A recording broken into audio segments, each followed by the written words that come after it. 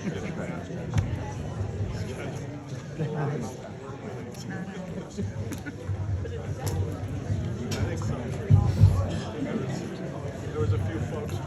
we're going to call this town hall meeting, Ask Anything Tour town hall meeting to order. And we're going to start with an opening prayer from the ethnic vice chair of the Michigan Republican Party, Bernadette Smith.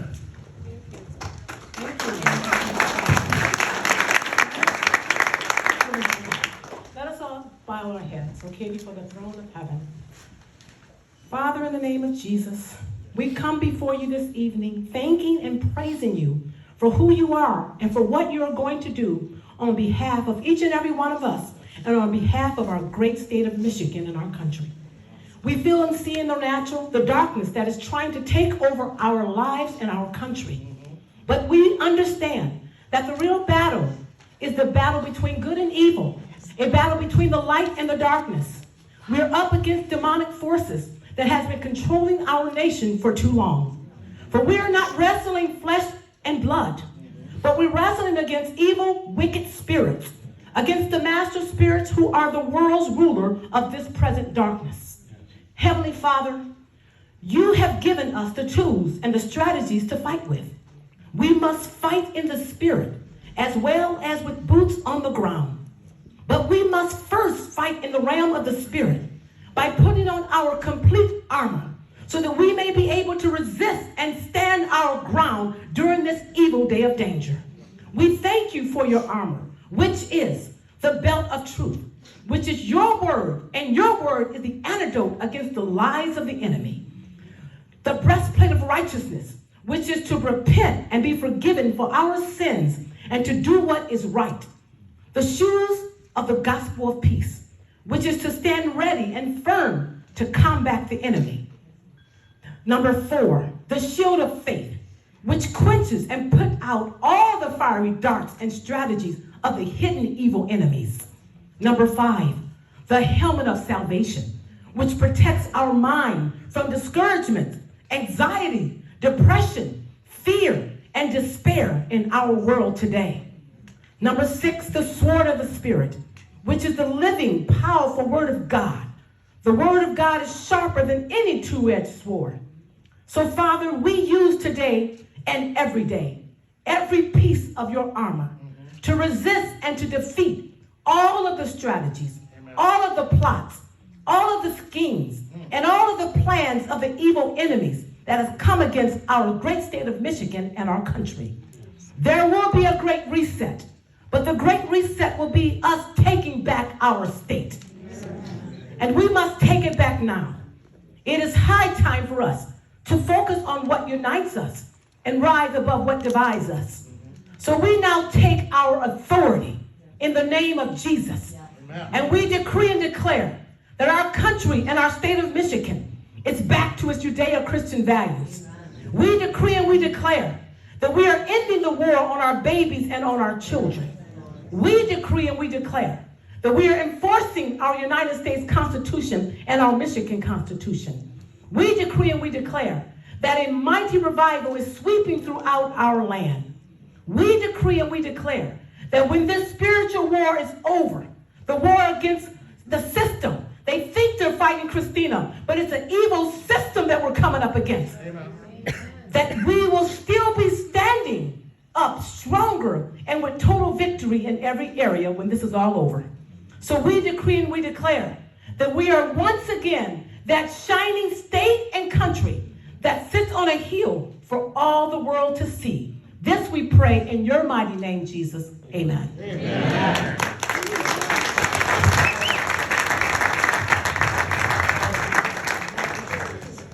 My name is Lance Elliott Griffin. I'm the treasurer of the Michigan Republican Party, 3rd Congressional District. And if we could have Bob Remigan come up and lead us in the Pledge of Allegiance. Well, first of all, Bernadette took all the good stuff I was going to say. And I got to tell you what, when her feet hit the floor in the morning, that devil's on his way out. Wow. What I like to do, I'm not as eloquent as Bernadette. What I like to say is I'm going to read a little something you probably are familiar with. Fight and you may die, run and you'll live, at least for a while.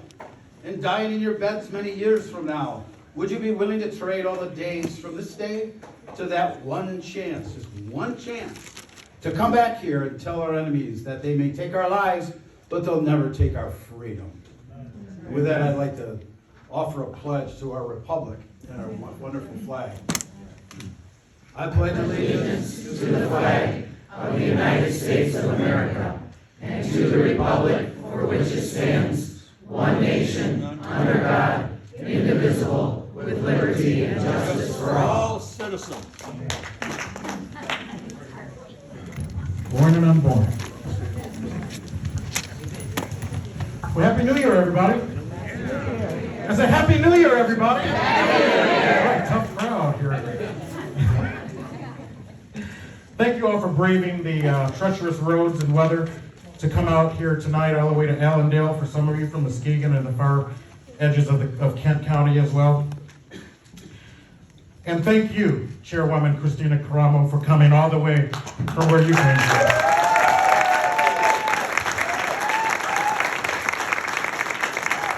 I know you had a meeting here.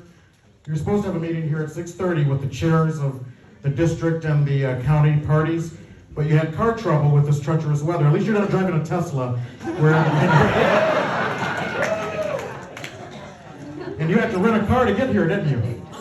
So we're delayed because of the weather and the car trouble that Kristina had, but praise be to God, she is here.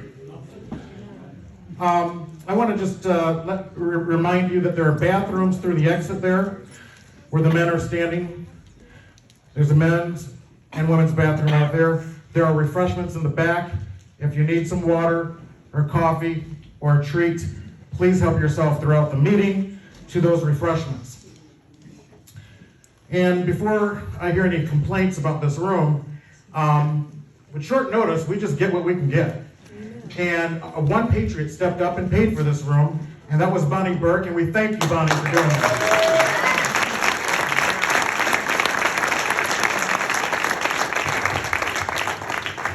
Just be glad you're not the second district where she's doing this town hall, because there are 20 counties in the second district, and they're having their town hall at the community room of the Fremont Library.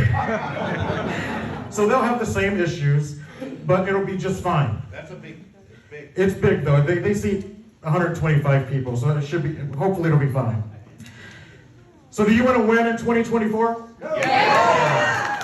Do you want to have widespread Republican victories throughout Michigan? Real Republicans. There are two absolutely crucial things that you need to do here tonight.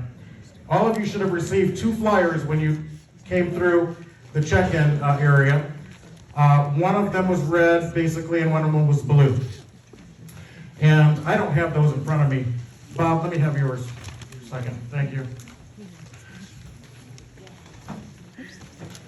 So the first of the flyers has to do with the Good Neighbor program. Thank you.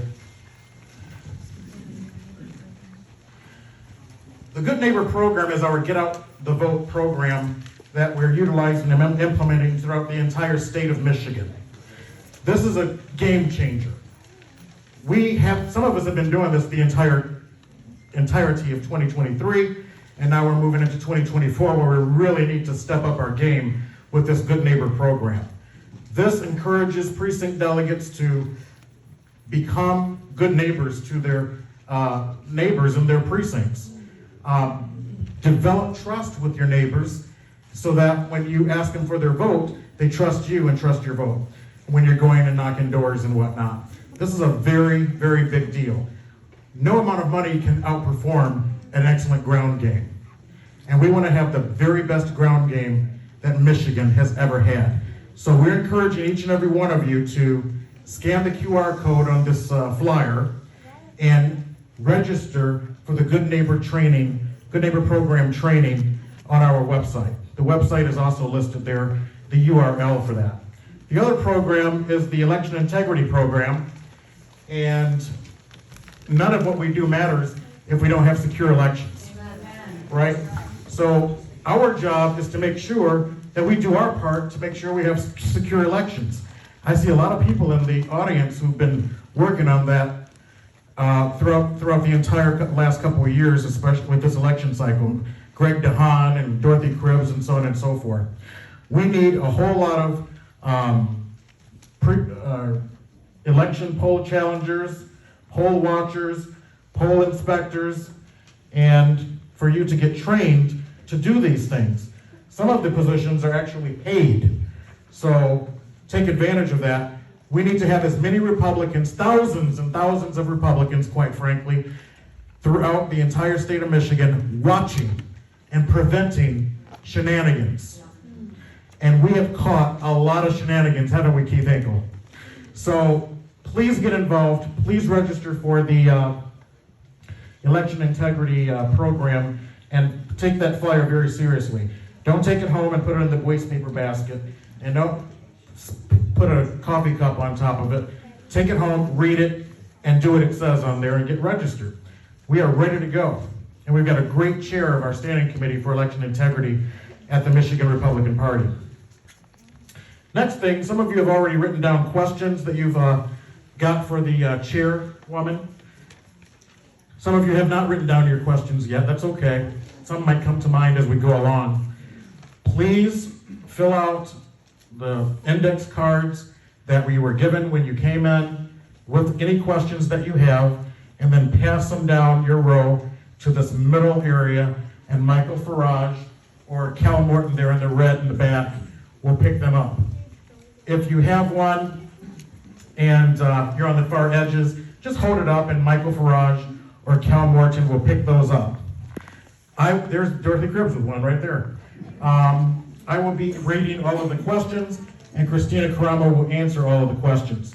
She doesn't want anyone leaving here today, no matter how tough your question is, whether leaving here saying she didn't answer your question, or they didn't read your question, or whatever.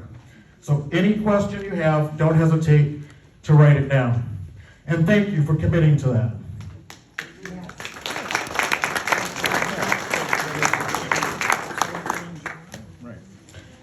So you all need to be on your best behavior. The fake news is here, right? Look at them all back there. Look at them. Be on your best behavior. Keep waiting. And we have security here tonight. Our security chief, Don Dykstra. I'm going to turn it over to him for a minute to just give you some protocols about our security tonight. All right, thank you everybody for coming tonight and getting through all this bad weather, Michigan weather, but we're used to it. Okay, I'd like to, my security team, hold up your hands. If you look around, you'll see where they're at. All right, we would like calm, peaceful discussion tonight. We don't need any outbursts. Who's ever talking, let them talk, and be calm about it, whether it be up here or back here. This is your first warning. The second warning, you will be escorted out by one of these gentlemen. So let's keep everything respectful and peaceful. Thank you. Thank you.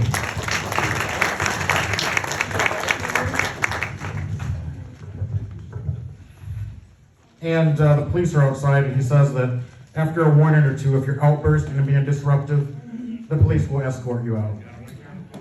Right on the phone. Thank you. Okay, without any further ado, please offer a rousing West Michigan welcome to the chairwoman of the official Michigan Republican Party, Kristina Karamo.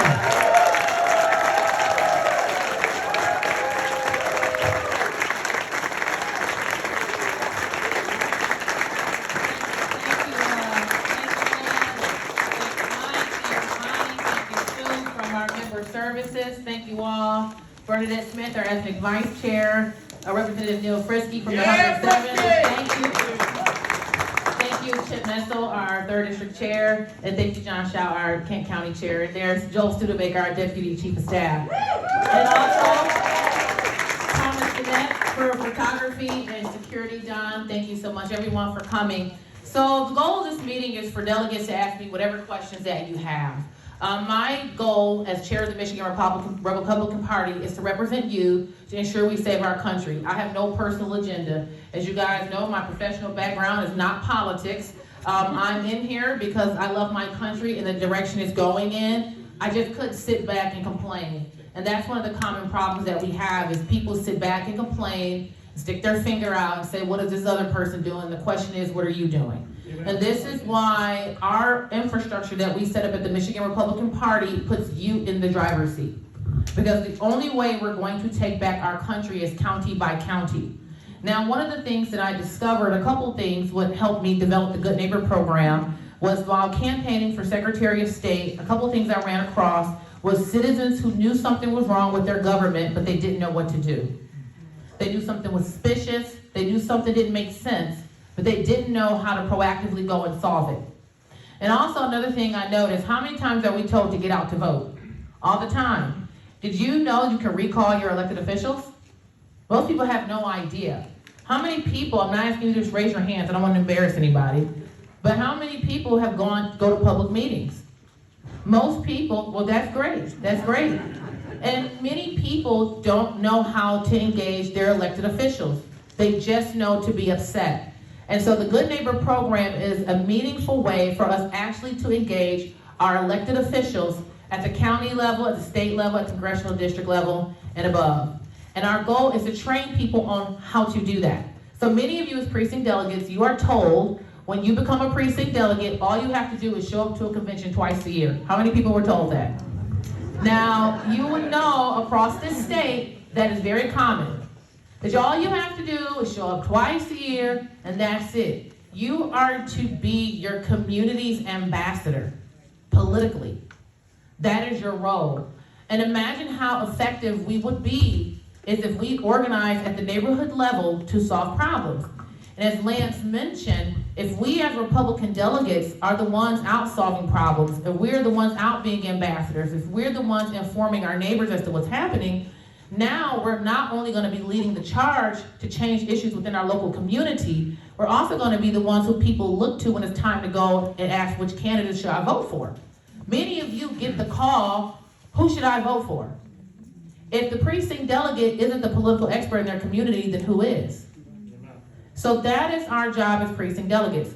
One of the other great things that we're so excited about, this year we finally have a text alert system. So as any of our elected officials can tell you, I'm sure Representative Frisky will let you know, that they find out things at the last minute with the Democrats in control of the House and the Senate. So they find out things at the last minute, and then we have to make sure that all the delegates know. But sometimes if we send an email, it may go into spam, you may miss it. But with the text alert system, now we can let you know right away, and that way people can mobilize very quickly on an issue. Now, of course, everybody can't show up, but imagine if there's a bill in committee that we find out about 8 o'clock the night before, and 50 Republican precinct delegates have been informed, and now they can show up and talk about this bill. That's gonna make a lot of difference. Because the goal should be to kill a bill in committee. Because oftentimes by the time it gets to the floor, it's too late. So if you can kill it in committee, that gives us an advantage. But that isn't something we've done as a party on a mass scale. Oftentimes it's other groups who are doing good work, don't get me wrong, but who are doing really good work. And the Democrats are masters at this. As soon as something happens, they mobilize and they have a quick alert system. So there's some other features we're adding to the Good Neighbor program to have texting, communication capabilities with delegates. That way people can just mobilize at a very quick level, because an efficient ground game is what's going to win us the election. Because the challenge we have is that with the Democrats being in control of media, entertainment, and education, they control the minds of America. So people are already primed that by the time the candidate comes out and that favorite entertainer is gyrating on the stage next to the candidate, it just tips everybody right over to vote for that person. And the Good Neighbor program is a way for us to combat that, because we're not going to beat these people just by commercials.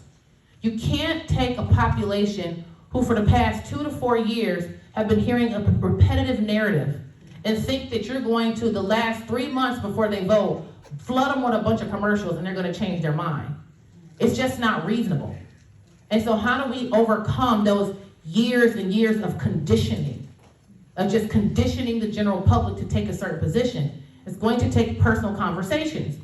Well, of course, you say, well, wow, there's, 5 million people who vote. Well, you gotta first keep in mind, roughly, 30% of those people are always gonna vote Republican. Another 30 are always gonna vote Democrat. It's the people in the middle that we're going after.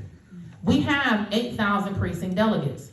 Now, I'm reasonable. I understand 8,000 people aren't going to enroll in the program I'm like, but that's not what's gonna happen. But if we can get a significant chunk of Republican precinct delegates and other activists involved in this program, in this system, how effective will we be? We will be extremely effective. And then imagine the changes we can make at the local level. So one of the best stories of the power of organizing at the neighborhood level, now this was not the Michigan Republican Party who coordinated this, but the same mindset, the same system, or the same process was in play. So you guys are familiar with what happened in Green Township with the Goshen Battery Factory. Right. That was, we saw the pressure Gretchen Whitmer put to make sure those funds went to Goshen. She did everything she could. And how did the residents fight back? It wasn't with tens of millions of dollars. It wasn't with commercials. It wasn't with the media. It was going to their neighbors and talking to them. Because most people, and I don't mean this to be dismissive or disrespectful to the average voter, but many people are not aware of what's happening. They hear conflicting messages, they're not quite sure, and it can change just having a personal conversation. And as the residents of Green Township went to public meetings, talked to their neighbors, they were able to recall the whole board and stop the project. And it didn't take millions of dollars to do it. Now here's the power of that. So not only have they recalled their board, not only have they been able to stop that factory, but now their neighbors are gonna pay attention a lot more. See, now you're investing politically in your community because you just haven't told them to get out to vote for a candidate. Now you've taken an everyday citizen and turned them into a political activist. Now that everyday citizen is gonna ask a lot more questions. Now, how much do you bet? Now, I don't have any way of measuring this. I will probably have to talk to the folks at the Mecosta County GOP. I wonder how many residents of Green Township are going to be more than just voters this year. Yeah. I bet you a significant chunk are going to be more voters this year. More than just voters. Not only are they going to be more than just voters, but how many people are they going to influence? It's the multiplier effect. That multiplier effect is powerful. And especially when we're doing it in a truthful manner. Because now we're leading people to the truth. We're like, hey, read the bills for yourself. When you read the bill in committee for yourself. It's not like we're tricking you. And then once the person reads it for themselves, you can't stuff that you can't pick that back up. It's too late. The cat's out of the bag. And so the goal of the Good Neighbor program, if I could sum it up in one sentence, it would be to make as many residents in Michigan as humanly possible the man who knew too much. If a bunch of us are the man and woman who knew too much, you could sit me down, pry my eyes open like those little movies where the characters had to wire things, their eyes wide open like Demolition Man or something, and play Joe Biden commercials for 20 hours.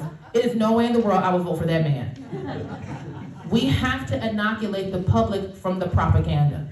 And the Good Neighbor program is the best way to do it because that is our weapon. And we have to remember that with the effective brainwashing going on for years, and this is, I sometimes have been accused of, and criticized for being critical of the Republican Party. Well, that's why I became chair, because I saw problems and I want to fix them. Too often as Republicans, we just think cycle to cycle. We just think we want to win elections, while the Democrats are trying to fundamentally transform America. You can't defeat them at an election when we're just trying to win elections and they're trying to fundamentally transform America. That makes us a people without principle. Because we're going to say whatever we think it takes in the moment to get the vote. And people can sniff out a fraud very quickly. And then we come across as frauds. And this is why we have a schism in our party. Because you have the people who will say whatever it takes, and then as soon as they get in office, they're going to do whatever it takes for them to stay there. So we have people without principle because we function as a party without principle. So how can we expect to elect principled people when we as a party lack principle? It's not going to happen. So we have to be fundamentally grounded in something, and what is that is our Constitution. And what is grounded in our Constitution, our Republican Party platform. And those principles, as we march towards implementing those principles long term, we will be able to fundamentally protect the Republic. Our goal is to protect and defend the republic, because that's what we are as conservatives. What are we conserving? We're conserving the republic. And the Good Neighbor Program is a tool. That's my function. As chair, my belief, and I know this goes against the tradition, the way the party do it, my belief is not, my job is to raise millions of dollars to give to candidates. I disagree with that. My goal is tools and infrastructure. It's to provide tools and infrastructure so our candidates can succeed. That is what we're to do. Because again, with us not doing this long term, it's put us at much of a disadvantage. So everything we're doing is to set us up long term for success. That way the next chair can use the same model, the same program, and is not walking into a startup. This is why we're working on a long-term plan. How can we succeed as a party if every 2 years the next chair is walking into a startup? Now, how many people in here are small business owners? How long before your business is profitable and successful? It takes time, right? Much longer than a year. So how can we expect to succeed as a party if every chair is walking into a startup? It's gonna be a year and a half before you get things smooth as they should be. And then the Democrats, they're already planning for 28. They're already got 26. We already know Jocelyn Benson and Mike Duggan are running for governor. We already know that. Do we have any idea who we would like to run for governor? We haven't even thought about that. That's my point. So we are working to set up an infrastructure that's very strong. That way, if the next chair just happens to be a scoundrel, it's not that it won't matter, but the way the system is set up that our delegates will be so active and engaged and involved, they won't be at the mercy of having an honest chair or a corrupt chair. We cannot look for political saviors. The only savior is Jesus Christ. Amen. And politically, it's your responsibility to be good stewards of your society, our society, politically. So the Good Neighbor Program is a tool to help in that. The other piece, of course, is our election security operations. As we know, our election system is rife with fraud. It's just the truth. Our election system has been overly complicated, so the average citizen has absolutely no idea how it works. Most people only know to vote and to register to vote. That's it. You just register, you fill out your affidavit of identity, you turn that in, you get your ballot, cast your ballot, walk away. What about all of the backhand stuff? Most people have no idea, and it's been by design. So if the only people who know how the election system works are the people who run the system, they can tell you anything. And you won't be any the wiser.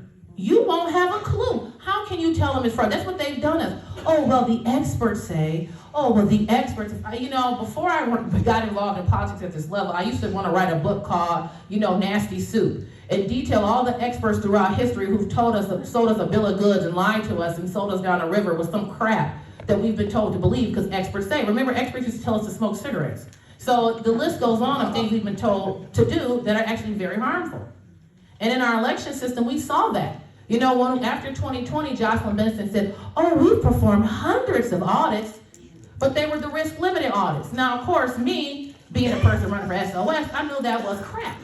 But the average citizen goes, she did audits? Well, if you ever see a video of a risk-limited audit, you would be angry and down in Lansing screaming and yelling. It is an absolute joke. They simply inspect a couple of ballots. How does that tell me process-wise that every aspect of the process went per the law? By inspecting a couple of ballots. But again, these people bank and prey on our ignorance. And so, not just with the Good Neighbor Program, but also with our election security operation, if we have a bunch of people who are the man and the woman who know too much, they can't continue to pull the wool over our eyes. Then you go into your local clerk's office, not in a hostile manner, right? We're not showing up to do a hostile takeover and get in people's faces, but simply as an educated citizen on how the process works to make sure it's operating per the law. The power of you simply showing up deters a lot. And then, if you see something suspicious, we want to be proactive. This is why it's important for you to sign into these programs now. And, again, I love my party, that's why I've been critical, but we'd like to wait until August to show up. That makes zero sense. And so what we've been doing is we've already had 3 elections last year. One in May, one in August, and one in November. Now, we did have some people who showed up to be poll challengers and who were canvassers after the fact. And we've gathered some very useful information that's going to help us in 24. But also the other benefit is that now you're comfortable engaging in the election process. We do not want your first experience with an election as a volunteer to be in November. Because for many people, you're going to walk into a hostile environment. When we walked into the TCF Center, I was blown away. Completely blown away. Now, I had been a poll watcher back in the March primary, so I knew a little bit, but not nearly enough to prepare me for what I was walking into. So now, if you're a poll watcher, like in the Metro Detroit area where I live, there are 2 special elections. Plus, we have a February 27th presidential primary. So if you're preparing, and I'm sure there'll be some May primaries, some May elections coming up, and there will be August primaries. So if you are volunteering during these cycles, getting comfortable, now by the time November rolls around, you have your confidence. You know the law. You're more prepared. We don't want people waiting until November to get involved. This makes no sense. So our election security operations, there are 18 points where you can get involved in, and we've partnered with Check My Vote. As I said before, my goal is tools and infrastructure to prepare a literal citizen force. That is our goal, a citizen force who can go off and engage. And with Check My Vote, they have been instrumental in identifying fraudulent voter registrations. You know, there's a house that Tim Vetter from Check My Vote, he had a picture he showed me. You had one house with 55 registrations. And this one house was like a 2-family flat. There's not 55 people living there. Or there's people registered to vote at addresses that don't exist. That's not possible. It is the local clerk job to maintain the street index. So how can the Secretary of State assign voter registrations to addresses that don't even exist? That's corruption. That is not malfeasance, that is not mistakes, that's not incompetence, that is corruption. And the party can only do so much without you. And oftentimes I get emails from people, and they'll say in the email, well, what are you guys doing about this? And I always turn the question back, what are you doing? What are you doing? We can't look for a political savior. It doesn't exist. We are a republic. Now, either you want a benevolent dictatorship or a republic, because with a dictatorship, it's one person who makes all the decisions. They're responsible for everything, but you don't have a say. So either you want a benevolent dictatorship where one person makes all the decisions, they have all the say, and they have all the responsibility, or you want a republic where you have a say. Well, we are a republic. So that means that all of us as a group, I hate to say collectively, right? But us as a group all have a responsibility. And this is an excellent way for you to be involved in a meaningful way so you don't walk around confused. Because a lot of people aren't involved because they don't know what to do. We take that guesswork out for you with the Good Neighbor program and with our election security operations. So of course we have more things that we do. Of course, you know, yard signs, and we have some other really creative things we're doing of Quill. But these are the game changers that we have at the Michigan Republican Party that are the mainstays that we hope that even after my time as chair is done, that these programs will continue. That way we can educate the next generation of Republicans and be prepared citizen activists. So that's my opening comments. I'm sure there will be lots of questions, and I'll just open it up to questions.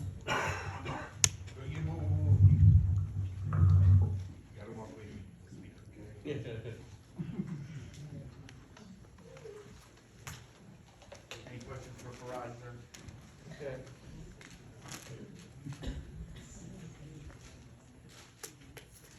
Next, you gotta walk away from the speaker. Okay, well. She ended abruptly there.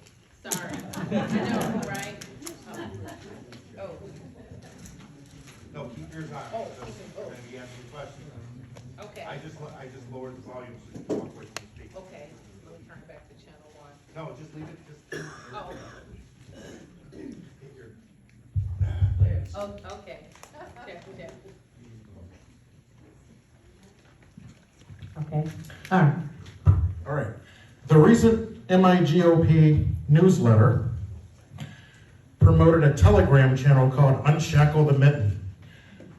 Is that an initiative out of your administration? Do you know who the owner or moderators are? Let's just start with that. No, I don't know who the owners and moderators are. That's not our initiative. The people who wrote a newsletter, they felt it was a good platform, I guess, to promote. And, people can read it if they like, and if they don't, so be it. But yeah, I don't have any control over that. That's not a Michigan Republican Party channel. That channel promises to expose the, quote, global to local rhino network bringing tyranny on our children and grandchildren. This channel, promoted in the MiGOP newsletter, regularly deletes opposing viewpoints.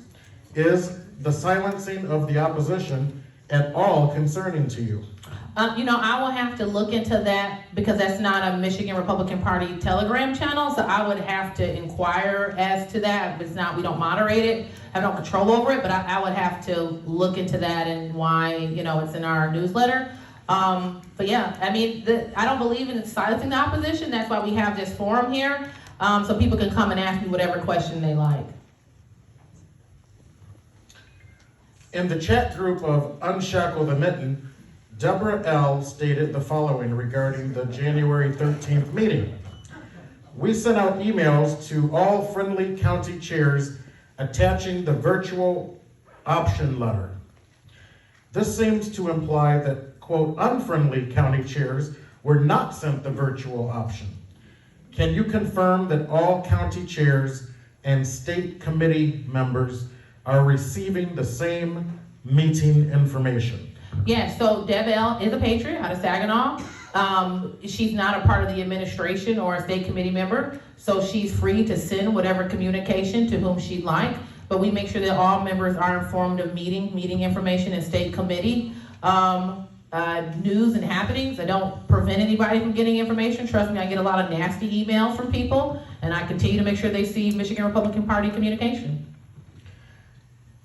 How do we get the money and the media to compete? How do we raise the money and get the media exposure that we need to be able to compete, I think is the question. So one, make sure everybody contributes. Everybody in here could at least, I'm gonna guess, probably for at least $20 a month. We waste $20 a month, I'm sure. So I would encourage everyone to please contribute to the Michigan Republican Party. And talk to your friends about contributing, because again, we don't just ask you to give money into a black hole. This is exactly what we're investing in. So of course we have some media projects we would like to invest in as well. Data, that's a huge project in and of itself. That's really a critical expense. But we encourage everybody to please contribute to the Michigan Republican Party. That if when people point out, we don't have a lot of money, my next question is, have you given? Amen. If the answer is no, then it's kind of like, Much has been expected of precinct delegates over the last year and a half. And we are seeing a lot of fatigue and burnout. How can we combat this at a time that more is being expected of us? How can we combat precinct delegate fatigue? I think that is an excellent question, simply because it is so true. Precinct delegates are about to hit a wall, because you have not just the states ask you to volunteer, but your county and your district. And with our Good Neighbor program, the way it's set up is it's supposed to benefit the county and the district party, because we are aware of that. So if your activities, if you're rallying neighbors in your county, well, that's gonna benefit, or your city, that's gonna benefit the county party's efforts, and that's gonna benefit the district's efforts. So our goal is to have a system that really benefits everybody, that way delegates aren't pulled in a bunch of directions. We also need to make sure we fill all of our delegate slots. Currently, there's about 8,000 roughly precinct delegates, and there's about 14,000 slots. So that means that we have roughly a 6,000 deficit, 6,000 slots that are empty. And so that's one area of concern, but we need volunteers in general, not just precinct delegates. The reality is our party is aging. That's just a fact. And the Democrats, they have a lot of college students and people in their 20s volunteering. So we have to be better about outreaching to our young people. But also a lot of that starts with community engagement and us simply being present in our neighborhoods. Because with our young people having the entertainment education access that they have, it's no shock that they're more prone to being leftists. So of course they're gonna drag to the left. So we have to be more intentional of how we engage within our communities and have those conversations about politics.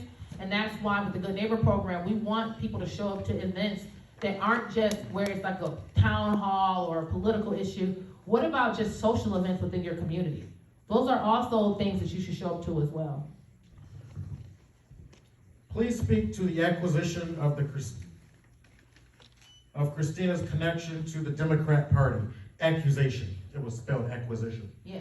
So no, I've never been a Democrat. So how that accusation came about? Unfortunately, Laura Loomer, who is a well-known Republican influencer, she just flat out started spreading lies about me. He said, "Well, why would she do that?" Well, that's $1 million question.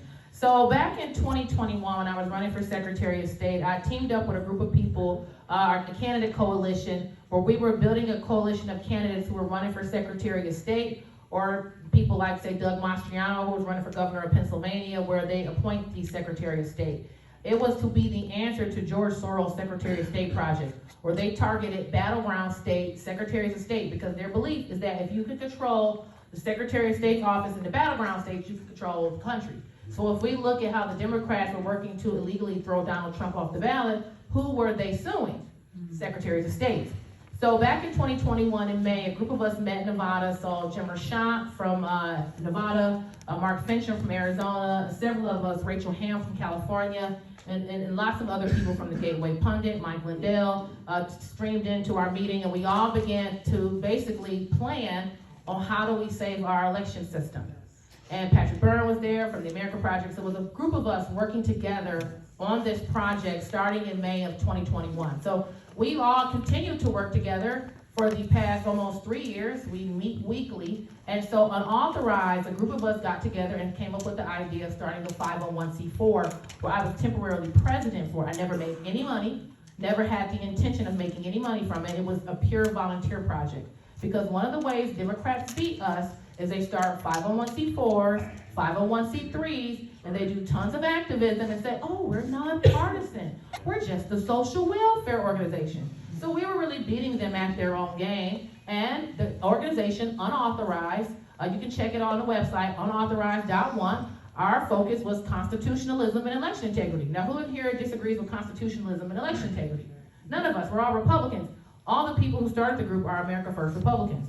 So how that all came about, Laura Loomer is familiar with our candidate coalition, and as a matter of fact, she visited one of our weekly calls. We meet every week virtually, of course, and she was on one of our virtual calls. We had all kind of people on our calls, like James O'Keefe, and the list goes on. And when she came out with the accusations that I was a Democrat, it was really surprising to us in our group, because we're like, this is shocking. Why would she do this? She knows our group, you know. And I reached out to her personally. We had a lot of mutual associates who reached out to her personally. And she just kept on with the narrative that I was a Democrat, irrespective. And then I asked her personally, I said, why don't you have me on your show? And she refused. So that should, and it's a bunch of credible people like Laura Logan, who's come to my defense. She's been a part of our group, where she's one of the most credible journalists in the world. I know her very well, we're good friends, and she's come to my defense because it's just crap. I'm not a Democrat. But of course, the people who don't like me already are going to take that, run with it, and try to use it for their nefarious purposes. So I know that was a long story, but I think that it deserved a long explanation. Please identify all of the fake Republican outfits that bombard us with emails, and tell us who can be trusted. Well, I will say this. The Michigan Republican Party, me as chair, I know there's an individual claiming that they're chair. They're not. I'm still legally the chair. The thing about it is, you know, I hate to say who you can trust and you can't trust. I would just say look at the information and look at the accusations. Look at the accusation and what evidence do they provide to substantiate their accusations. Because anybody can throw out accusations. It's very cheap, it's very easy. But what claims do they make to substantiate their accusations? And, you know, that is really my best advice. Is just look at the claims and look at the character and credibility of the people. That's really my best advice. But if it's coming from the Michigan Republican Party, you know, we work very hard. Not to say we don't ever make a mistake, because of course we do, we're human. But we make sure our information is as accurate as possible. And that's what I would recommend. I mean, I have some sources I like, but I would just say, you know, read up Michigan Republican Party.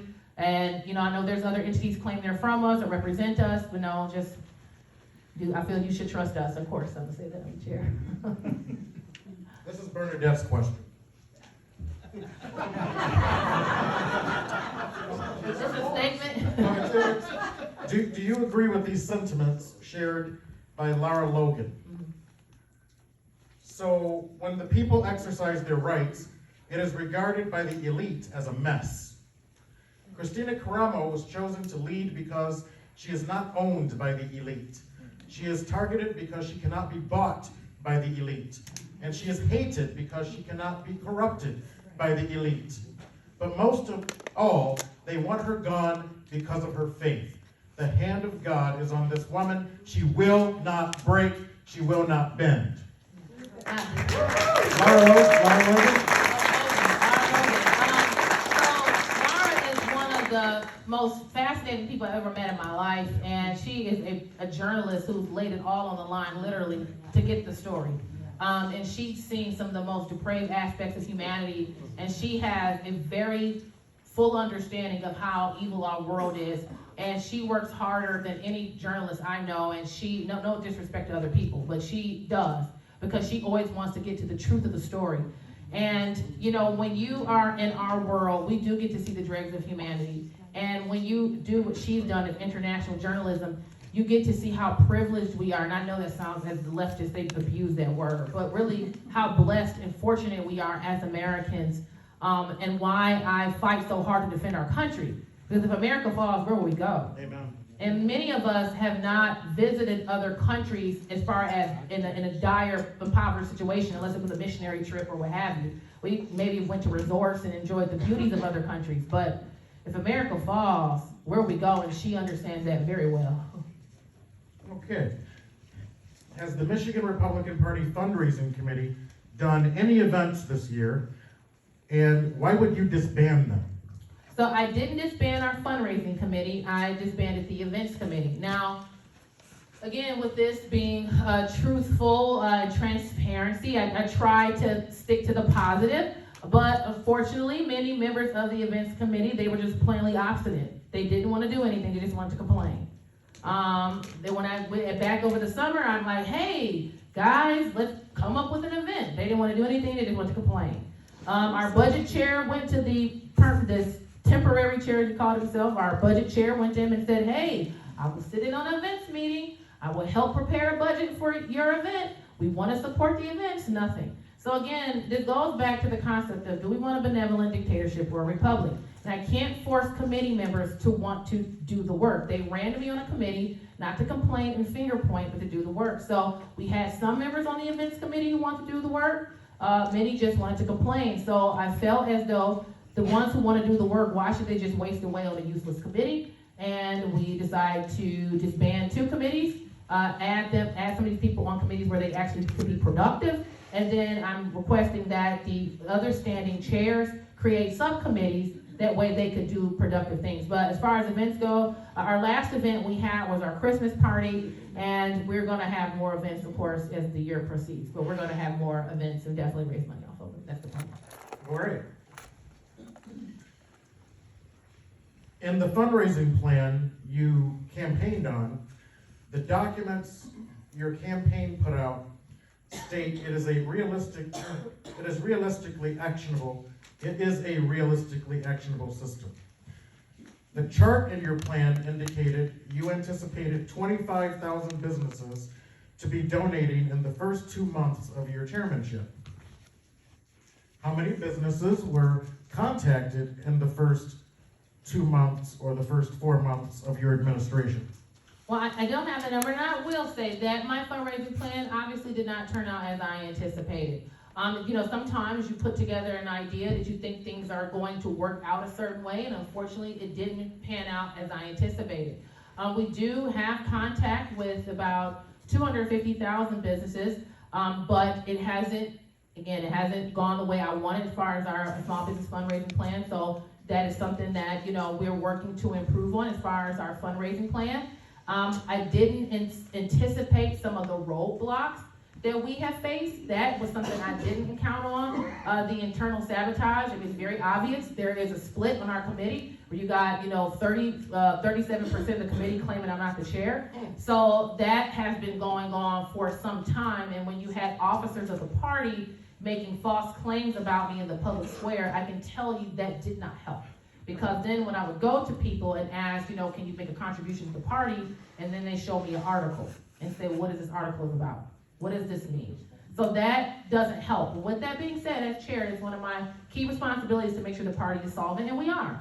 We're not going bankrupt. We're not going broke. That is not true. But we definitely need some more money for sure, and we could do that with your support. Okay. Did any of the other candidates from the Michigan Republican Party chair competition that you had even reach out to you to congratulate you after you won the chairmanship? Where's Raj? Of course. Yes, some did. Yes, some did for sure. Who were they? Well, Faraj is great. He's a dear friend. Well, I'm trying to think of all the candidates who won. Drew Bourne was one of the candidates. He's always been very kind. I don't want to get into people I have public spats with. I had some friendly conversations with Lena, but some of the other ones, it hasn't been particularly positive. Did any of the other candidates from the race for chair offer to help you after the election? Well, some did. Some did. The ones I mentioned did, and I've been in communication with them. And you see Garage here helping put on this event for that for sure. Some of them, again, I try to keep it positive. I don't want to go, well, so-and-so did this, and so-and-so did that. I try not to get to the Jerry Springer show of it. But there were some people who, right, trust me, if I wasn't the state party chair, I would love to put some of these people on blast. We know who they are. Many of them would make statements like, I've reached out to Kristina. I'm like, you're lying. You never reached out to me. You just put out a statement to make yourself sound good. But some have, as I mentioned, some have reached out and tried to help and be supportive. Some have not, and they just are bitter and angry and saboteurs, Matt DeBerto. And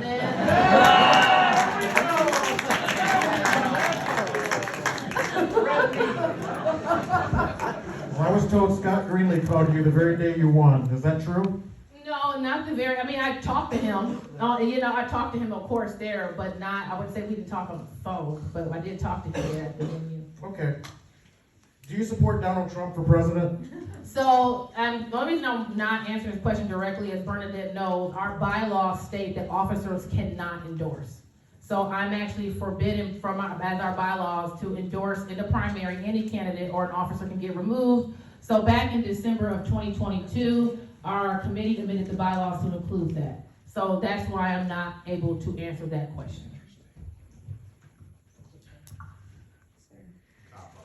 I can't. There's already a group of people trying to remove me. If they catch me on camera, she violated the bylaws. Throw her out. You just answered accidentally. Does President Trump know that you are his supporter and you are America First? It's kind of asked and answered. Does he know that you're his supporter and that you are American First and that your mandate is for election integrity? And does he know that DePerno stands for the deep state? And no, what I will say is conversations I have with like elected officials and candidates, I just kind of keep those private, and I'll just kind of leave it like that. But what I can say about America First, as we know, the America First movement is that's the Good Neighbor program.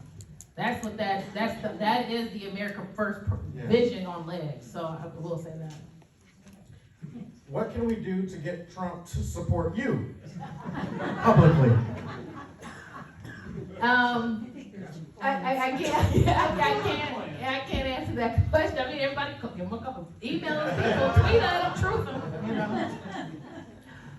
What sort of things should we be, quote, on guard, unquote, for looking forward? Ooh, that's a really good question. Well, wow. One of the things I'm concerned about is our border. That concerns me. We have thousands of military-age men crossing our border, while we have a culture telling our boys they can be girls, and that's not going to end well. Where we have people crossing our border from a culture where it's kill or be killed. Tell me how that's going to end well. I don't think it will. That really concerns me, and we really don't know how that's going to pan out. Because I know I live in Oakland County, and there were reports of increasing in home invasions from well-trained gangs of people who are here in the country illegally. Like, I hate when our media refers them to migrants. Stop calling people migrants. The whole point of calling people migrants who are in our country illegally is to make us feel guilty that we somehow should open up our country and drain our resources. And I don't know how many people have seen the footage. I know I'm going off on a tangent, I apologize. But in Chicago, where you have the citizens at the city hall complaining like, they're taking up all the resources and then camping out on the streets, and this guy is like yelling back at the citizens in Chicago and going, "No money for you!" Like, it's crazy. It is insane, but this is why political activism matters. So what people should be on guard for, I don't know. I mean, we saw what happened in 2020. So this is why the Good Neighbor program is so important, and I know I keep plugging it, but if we fortify our communities and we engage our neighbors, then we're better prepared for whatever comes. Because most of us don't have relationships with our neighbors. Now, I will admit I can be that guilty person who sometimes hide in their cars because I hate small talk.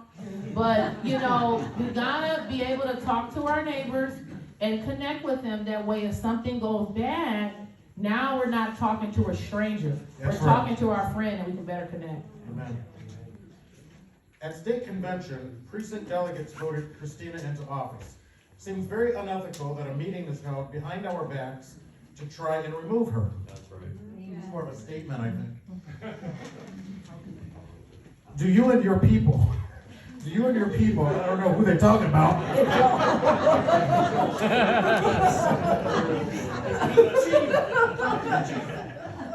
Do you and your people have complete control of all bank accounts? Yes, we do. We discussed publicly how it took us 12 days to get access, but it's a lot more. But yeah, we did get access to the necessary information that we're aware of now. Yeah, we did. It took time. What is your current position with the Michigan Republican Party? I'm the chair.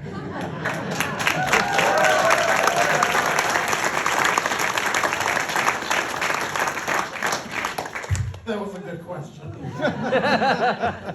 Is it advisable at upcoming district and state conventions to vote to reaffirm Kristina Karamo as chair? Well, we had our meeting at state committee, and one of the things that's very unfortunate, and I encourage everybody to read the Michigan Republican Party bylaws, because a lot of people can make claims like, when we talk about this gathering individuals had, our secretary is the legal record keeper of the party. So she has all the legal records of the party. So we already voted on these matters. But if a district wants to make a motion, thank you. Thank you for the support. I won't definitely put it down. I think it would be very kind to offer support. So in case people are unaware, our March 2nd convention is at the Huntington Place in Detroit, which was formerly called the TCF Center. So we had a bit of a sense of humor by having the Michigan Republican Convention at the TCF Center. March 2nd is going to be a great time. What is the Michigan Republican Party's plan to capitalize on Mr. Trump's coattails to take back Michigan in 2024, down ticket? Well, I think that's a good question. I think that goes back to our get out to vote effort. And that's what it really boils down to. It's not a magic bullet. It's just hard work and connecting with your neighbors and connecting with the people in your local community and educating them about the candidates. I also think it's going to be important that we elect good Republicans in the primary. Yes. I think we have to encourage people to make sure you go out and vote in the primary, because people don't.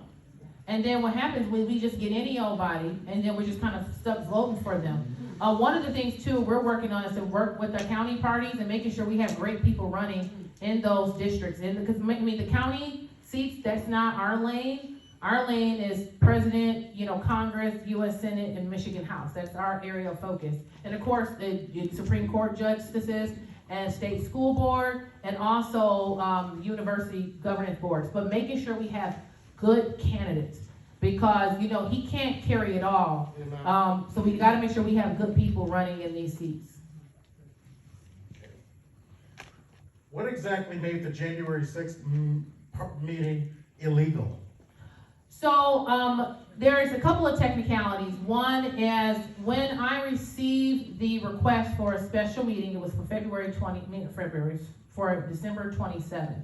The request for a special meeting contained a bunch of invalid requests.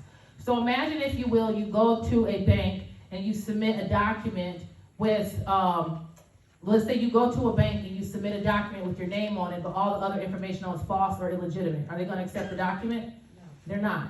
And so what these individuals did, they submitted a document with 39 names, but they asked that the coalition's vice chair chaired the meeting and that the 8th district chair is the secretary, and they said we're going to have it at this time, this date, this location, and all these agenda items. It's like, wait a minute. You can't, these requests are not valid, and you can't ask these people to be officers. Our secretary is elected, I'm the chair, our bylaws are clear, only I can chair the meeting, and you can't just amend the bylaws in the meeting. You have to follow these processes, and they were informed by legal counsel, they were informed by the policy committee chair that their meeting was illegitimate, they couldn't conduct their business, and 2, no one has submitted any signatures to take up a vote to remove me as chair. There's a process. If there are signatures to take up a vote, our secretary first needs to validate that. You can't call a meeting, then an hour after the meeting starts, then try to send signatures and say, now we got the signatures, and the secretary hasn't checked or credentialed any of this. So it's highly unethical. They were informed this before and after. And let's say this, if people have integrity, they don't have to look for tricks and secrecy. Because 2,100 people voted in a convention. And if I'm voted out fair and square, I will accept that. But we can't have 37% of the committee trying to override the will of 1,300. That's not how that works. That's why our bylaws have a supermajority to remove, because it needs to be something overwhelming. And that hasn't happened. So there's a lot of technical reasons why it violated the bylaws. It didn't comply with quorum rules, all kind of stuff. They didn't have a quorum of voting members. It just goes on and on and on and on and on with the problems. They didn't follow the proper policy to amend the bylaws, and they looked for loopholes to manipulate the system to undermine the will of the delegates. And those aren't ethical people. I mean, one person I'm going to call out specifically is like the Oakland County chair. You know, he was involved in trying to conduct an illicit meeting. Now he's claiming he's running for chair. Well, this guy kicked off 2 of our election integrity stalwarts off the Oakland County Executive Committee. So this guy is an enemy of election integrity. He just unilaterally kicked off some of the strongest people in the state of Michigan who fight for election integrity, and it's the reason why the residents of Oakland County come to MiGOP for help, and not him. Because they know he's not going to do anything about it, because he's an enemy to election integrity. So these are the kind of people we're dealing with. This isn't just power struggles and misunderstandings. No, no, no. This is about returning the status quo that got us 20 in 2022. Fraudulent emails, fraudulent websites. No shouting out, don't throw you out. That doesn't count, security, what you said. That was Zach, are you with her? You stated you have contact with 250,000 businesses. What kind of contact do you have with those businesses? Email, phone, mail, snail mail? Who's contacting those businesses? What kind of hindrances did you face when sending out solicitations to the businesses you were hoping would donate? Well, we had to purchase the email list. It was not just an email list, but also profile indices. So it required a very generous donor to purchase information for us, because one of the challenges we had was the former administration would not hand over the email list to us. So that was something very damaging that they did, because as you guys know, we live and die based on our ability to communicate. And so oftentimes I encounter Republicans across the state who will say, I haven't heard from you. And it's like, I'm not trying. The former, you don't always want to sound like you're whining and complaining and finger pointing, but the former administration just simply didn't turn over the list. So we were fortunate to have a generous donor purchase the list for us, and actually a couple of them. And we haven't gotten the response that we wanted, but we want to have something a little more in the field instead of just emailing, because sometimes these people don't respond, obviously, at the level we would have wanted. Was the $110,000 by Tim Kopus a loan or a donation? If it is a loan, has it been fully repaid? It has. So just let me clarify something to understand about the Mackinac Leadership Conference. So when you become chair of the Michigan Republican Party, that is an event you have to host. And if you don't, there's a $150,000 fee we would have to pay for severing the contract. Because this contract is signed until, was it 27? 29. So the contract the Michigan Republican Party has with the Grand Hotel is until 2029. So there's no getting out of it. And if you do, you have to pay $150,000. So then when you go and have the event, you not only have to have the event there, unless you pay the money, but also you need to fill up the hotel rooms. And many people know at the Grand Hotel, 2 nights at the Grand Hotel is like $1,400. So you need to fill up all 300 plus hotel rooms, plus people buying food, which attached to their room. So one of the things we noticed is, and again, I don't make a good victim. That's not my thing, to stand up here and go, well, what's me? These people were so mean, they treated me so bad. But we did experience some real sabotage. And as we got closer, it was just a lot of national figures are not interested in supporting the Michigan Republican Party because, you know, a lot of the attacks we face are not just Michigan actors, they're national actors. Like the UK Guardian, why does the UK Guardian care about the Michigan Republican Party chair? That makes 0 sense. Michigan is a key state, and like I said before, not now, but it's the reason the World Economic Forum is here. Michigan, the Great Lakes, is the largest freshwater supply in the world. They're not here for no reason. Right now, all these globalists are at Davos right now as we speak, in Switzerland. So think about how important Michigan is to people. So at any rate, we just couldn't get the support. The APB was out on Michigan. They'll support the Michigan GOP. We're persona non grata. And so as time got closer and closer to the conference, and we have to fill up these hotel rooms, we're like, we got to bring in some knockout speakers to make people want to show up. And so we decided to invest in speakers. We still made a profit. It was about a $30,000 profit, about a $35,000 profit. So it wasn't what the profit margin we wanted, but it still was a profit. And, you know, this was something that we pulled off, and we chose to invest in speakers instead of liquor.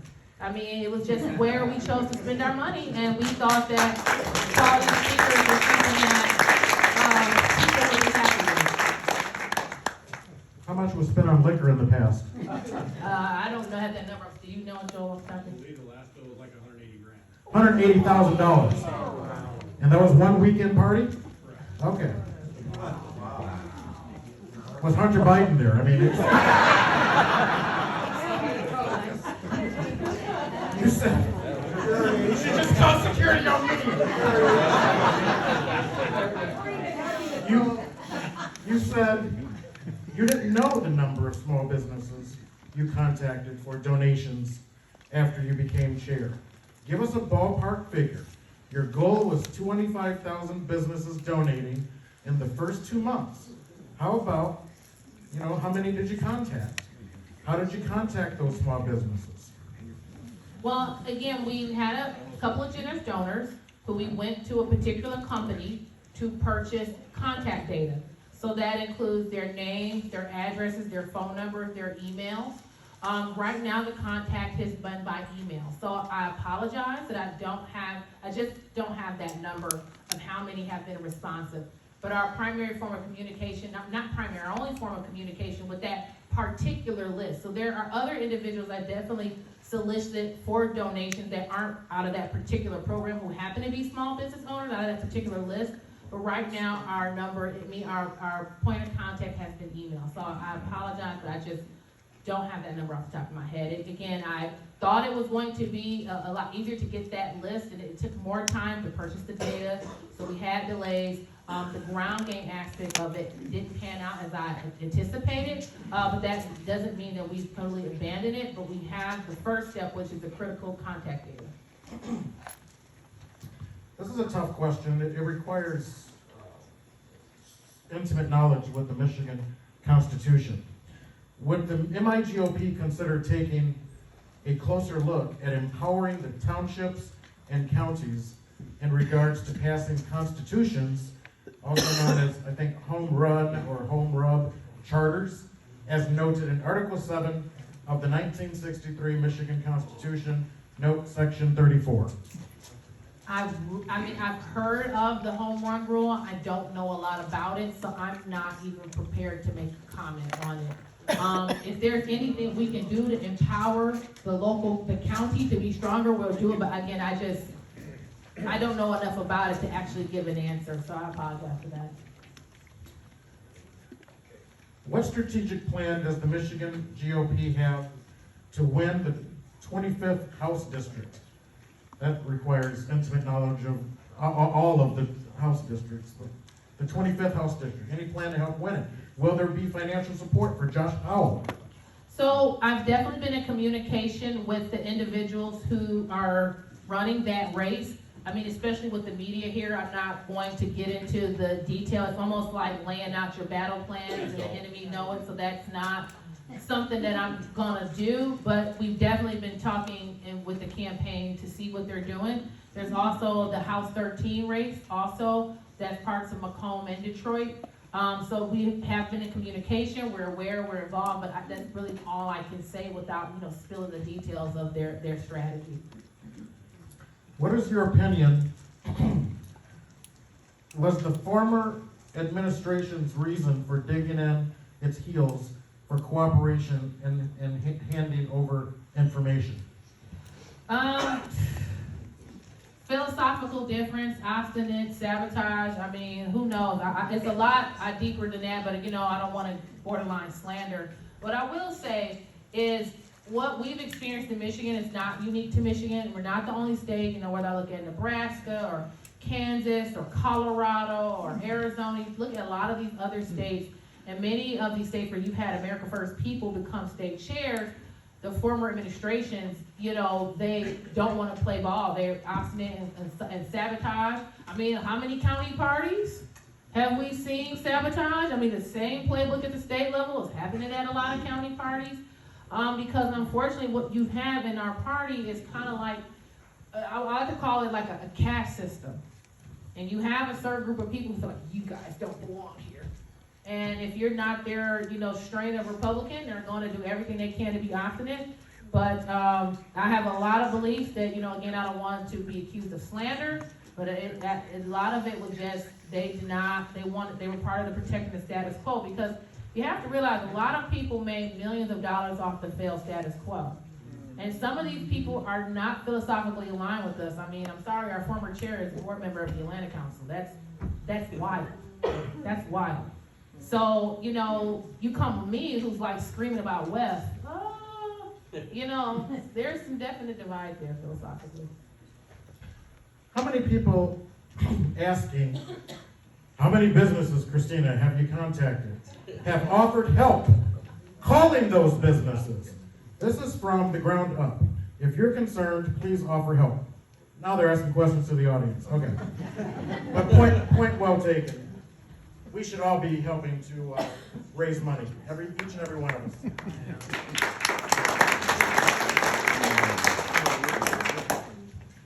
Okay, this person wrote 8 questions. We're going to read all of them, one at a time. And it's doctor handwriting. So bear with me. Why was there no approved budget for one whole year? That's not accurate. Unfortunately, we've had some individuals on the budget committee make false claims. We approved a budget. Our budget committee approved a budget over the summer. So anyone claiming we haven't had a budget approved for a whole full year, that's not accurate. Now, what I will say, when we first took over, and our first state committee meeting wasn't until April, so we had to operate until, without, we can't say, well, our first state committee meeting isn't in April, folks, just shut it down. We're not doing anything for 2 months.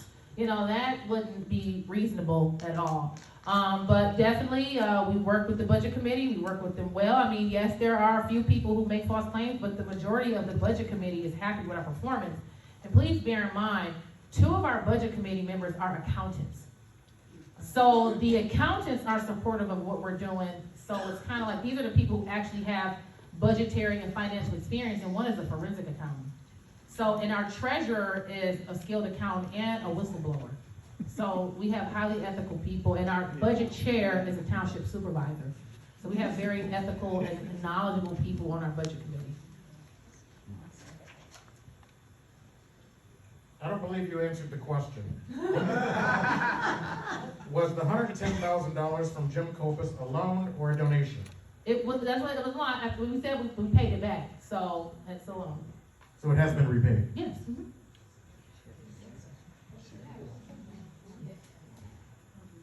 Okay. Why was there no financial transparency for 1 whole year? I would disagree with that, because here's the thing, a lot of people scream transparency, but they never say what they want. They just say, we don't have transparency. Well, what do you want to know? I mean, do you want to know our bank account numbers? Do you want to know what our budget is? Do you want to know our balance sheet? Do you know who our vendors are? I mean, this is my 3rd cycle serving on state committee. Obviously my first as chair, and we never saw a treasurer's report. Not once. We didn't have a clue.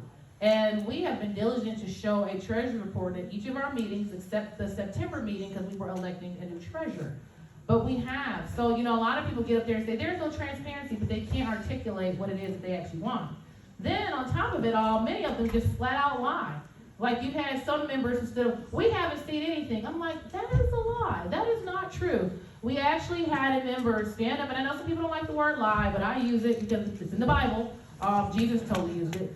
But we had a budget member stand up and say, we haven't seen this, we haven't seen that. So I call a meeting emergency. I'm like, okay, everybody, meet in Lansing. People are upset. I don't want any people feeling like they're left out on financial questions. We sat, talked, answered questions. That's when we identified some issues and made some membership changes. And then we've worked with the committee. Again, there are people who make accusations without substance, but again, we have 2 accountants on the committee. Talk to the accountants on the committee and see what they have to say. I'm not saying there aren't things we can improve on, but to say there hasn't been any transparency, I don't agree with that statement. But, people are entitled to their opinion. I respect that. How regularly are you emailing the businesses to solicit funds? Well, we have a list. How often do we segregate them? I don't have an answer for that, how often we segregate them. But a lot of the small businesses, we also have their personal emails as well. So their personal emails have been lumped in with our general list. But how often we segregate specifically our small business emails, I don't have an answer for that, I'm sorry. By this past December, your goal was 150,000 businesses donating. Are we close to 150,000 businesses donating? No.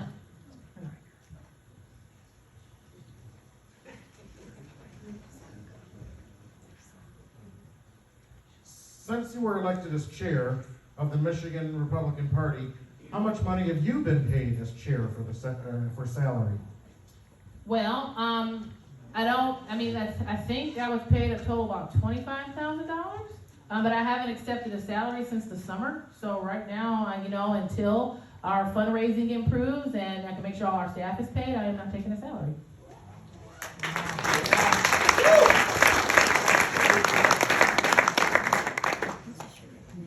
Well, you have that in common with Donald Trump. Why did you not work with state committees members immediately after being elected to strategize a year-long plan? I wouldn't say why didn't you work with state committee members immediately. Well, for one, we had a vision. We worked with some people I didn't know. Some people we attempted to work with and it didn't go well. The way the committee operates, it's not that 107 people get together and agree on anything. That's not how organization works. The way it works is you have 7 standing committees and each committee is responsible for a different area of focus. So like our policy committee, they were tasked with dealing with the presidential primary. That was a whole can of worms because the Democrats moved up the presidential primary to February 27th. And when they did that, that put us in violation of RNC rules. That meant that we would have had, I think, maybe 13 delegates at the RNC convention in Milwaukee in July instead of 55. So we had to come up with solutions. So we're not going to bring every member into every decision. That's not how you have a functioning organization. I'm not trying to sound rude or dismissive, but I think we have to be careful of being very accusatory. Because you talk to some members and they say they're working great with us. There's some members I talk to like almost every day. There's some members I barely talk to at all because they always send me nasty emails. So it just varies on who you're talking to. Then we have a budget committee where their job is to oversee the party's finances. And we have our precinct plan committee. They have a whole different responsibility. They oversee our Good Neighbor program.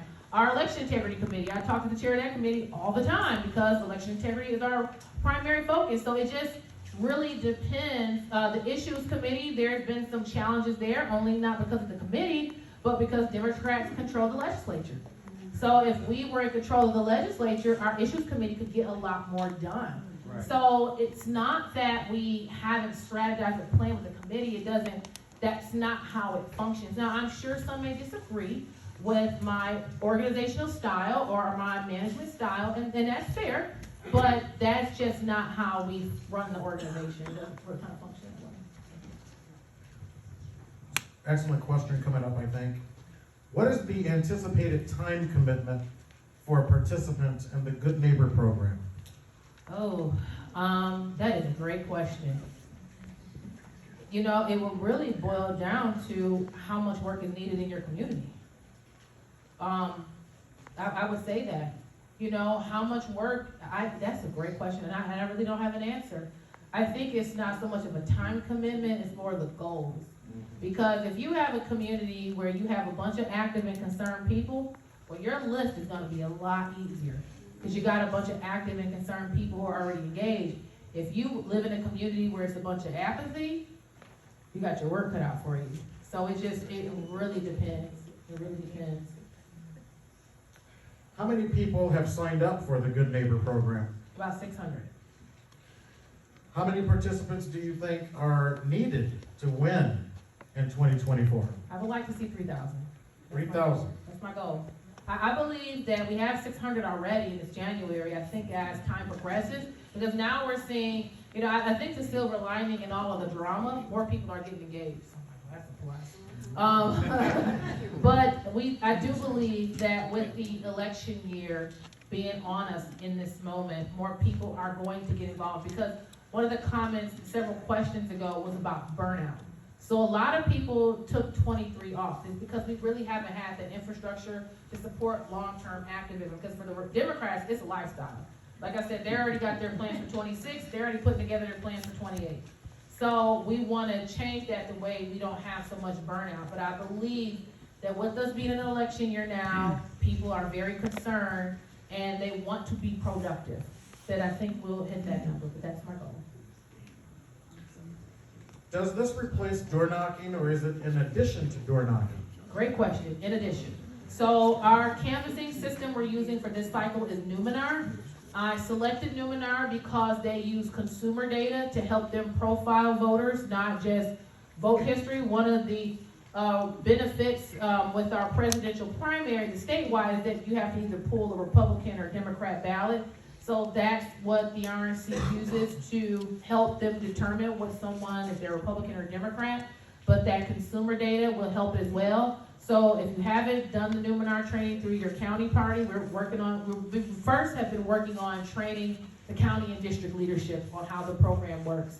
But that will be our door knocking platform. The Good Neighbor program is more organizing.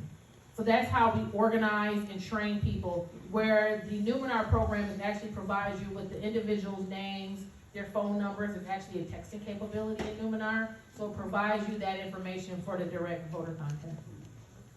Okay. Why did you become president of another organization after becoming MiGOP chair? It was volunteer work, just volunteering. I've always had the political concern. Being chair of the Michigan Republican Party wasn't when you talk volunteer work, I was a board member for Stanton International, Detroit affiliate, which is a crisis pregnancy center. I was a part of Right to Life, their Black Leadership Committee for Right to Life. I was, again, it's my third cycle on state committee. I was the spokesperson for my county party, so I've just always been civically engaged. So it was an opportunity to volunteer and help in a project that I really believe in, which is constitutionalism and election integrity. When I first decided to do it, I thought it was a great idea, and shortly after, I was like, no way I can do this. I don't have the time, this is a conflict. So I just began this process of stepping down. And I never received any money for doing it, by the way. It was complete volunteer, so. Does the Nevada organization fundraise for Democrats to win elections? So no, the thing about it, their goal was not to fundraise for Democrats to win election. All the money that went into and authorized was going to election integrity events and citizen training. So it's never been about fundraising to help any particular party or candidate win elections. It's a 501c4. So per IRS guidelines, 501c4s are nonpartisan. So you can't show preference or discrimination to anybody based on their political affiliation. So that's, if we were to discriminate against people and say, hey, we're not gonna work with this person because they're a Democrat, then we would be in violation of the law. Okay. Why did you file a lawsuit against a trust for a building the GOP does not own, making the state committee members liable for attorney fees? Well, when they say that's what we don't own, that's what they say. So here's the thing. We are not suing for any type of punitive damages. We are not seeking to accuse anybody of criminal activity. We are seeking declaratory relief. You have multiple entities making multiple claims. And so our general counsel, a couple weeks ago, about a week and a half ago, did a town hall for delegates to go through in great detail and explain everything about this. So one of the things with Comerica, one of the challenges we have, which is kind of comical, you know, you have the different news entities going, oh, the Michigan Republican Party is in default on their line of credit. Like, the party's been in default on that line of credit for like almost a decade. So there's a lot more to that story that you're not reporting. And I guarantee you, when the former administration was in charge, the news media didn't report on that. So they've been default on that line of credit since December of 22, before I became chair. So you have multiple entities making multiple claims about assets and about who owes what debt and who owns what assets. So we are simply going to a judge to say, hey, judge, can you help us figure out this mess? Because you got multiple people making multiple claims. And one of the challenges we had with Comerica is it took them almost 8 months just to give us the originating documents for the line of credit. Almost 8 months. We begged and pleaded, like, hey, can you give us this? And unfortunately, our executive director, because of his legal training and his background, he knew exactly what to say, and they coughed up the documents, and then we find out that the building is collateral. So it's kind of like, well, we need to figure this out. And so we're just asking the judge to help us sort through it. So we're not seeking any money or accusing people of crime. It's just seeking declaratory relief. You just want a judge to tell us, if I can boil it down, who owns what and who owes what. That's what's going on. Similar questions. What is the status with the MiGOP building in Lansing? Or is there a MiGOP building in Lansing? So again, this is all, and let me also answer to the question of, and I'm not faulting the person who asked the question, like, you know, now state committee members are on the hook. That's not true. That's not true. We are a political organization. But where you're unincorporated or what have you, we're a political organization. You know how many lawsuits that, like the RNC files? That would mean that all 168 members are always at jeopardy for personal liability. The protections of a political party when pursuing a legal action is completely different than just a regular unincorporated entity. I also would add, we're not, again, suing people for punitive damages or making a criminal complaint. We are simply asking for declaratory relief for a judge to help us sort through. So, you know, you have these individuals who are allies of the other side, falsely claiming and scaring good people, because there are a lot of very good people who already have a lot of stuff going on, who are like losing it, like, oh my God, I'm gonna hit with a $50,000 fine, but because this person they've been friends with for 10 years and goes, I talked to a lawyer I know, they believe it. And it's just really sad how predatory people can be. And I wanted to address that, because you asked that again, I kind of forgot what the question was. No worries. What is the status of the building in Lansing? Is there a building in Lansing? Yeah, so the status, again, we don't utilize the building. We have an office in downtown Lansing. It's right on the corner there. It's the block from the Capitol. But again, we just chose not to use it because it was too expensive. We were told that it was gonna be $12,000 a month to utilize. Now some go, that's a lie, it was only $1 a month. It's like, were you there when I was told what I was told? Now, why they told me that and so they told $1, I don't know, but this is what I was told. And the former administration did not come out and say we didn't say that, even though I've been publicly talking about it forever. So that's what we were told of how much it was gonna cost us to use the building. Now, I felt that that was too expensive, because if we look at our society, most things are remote. We rarely have reasons to meet face to face. But it was important for us to have a building, an office in Lansing for obvious reasons. So we have one for a quarter of the price. All right. Good. You can clap if you want to. There seems to be much confusion about a Michigan Republican Party trust. Is there a MiGOP trust? If so, who are the trustees? How does this affect us? Okay, so the trustees are all former chairs. Even I'm a member of the trust. So and it's other individuals on the trust, and they're the building trust and the data trust, and that was kind of how the former administration kind of skirted responsibility for not handing over the email list. They go, oh, well, you have to go to the data trust, and then we got just this list of names and physical addresses with no phone numbers and no emails. So that naturally was very insulting. But regarding the trust, it's, again, this is why we're going before a judge to kind of clarify some things, because there is a connection between the trust and the state committee. It's in the trust bylaws. So again, we're going to a judge just to help. We're not accusing anybody of anything illegal. We just want some clarification from a judge, that's it. Again, can you explain about the building lawsuit?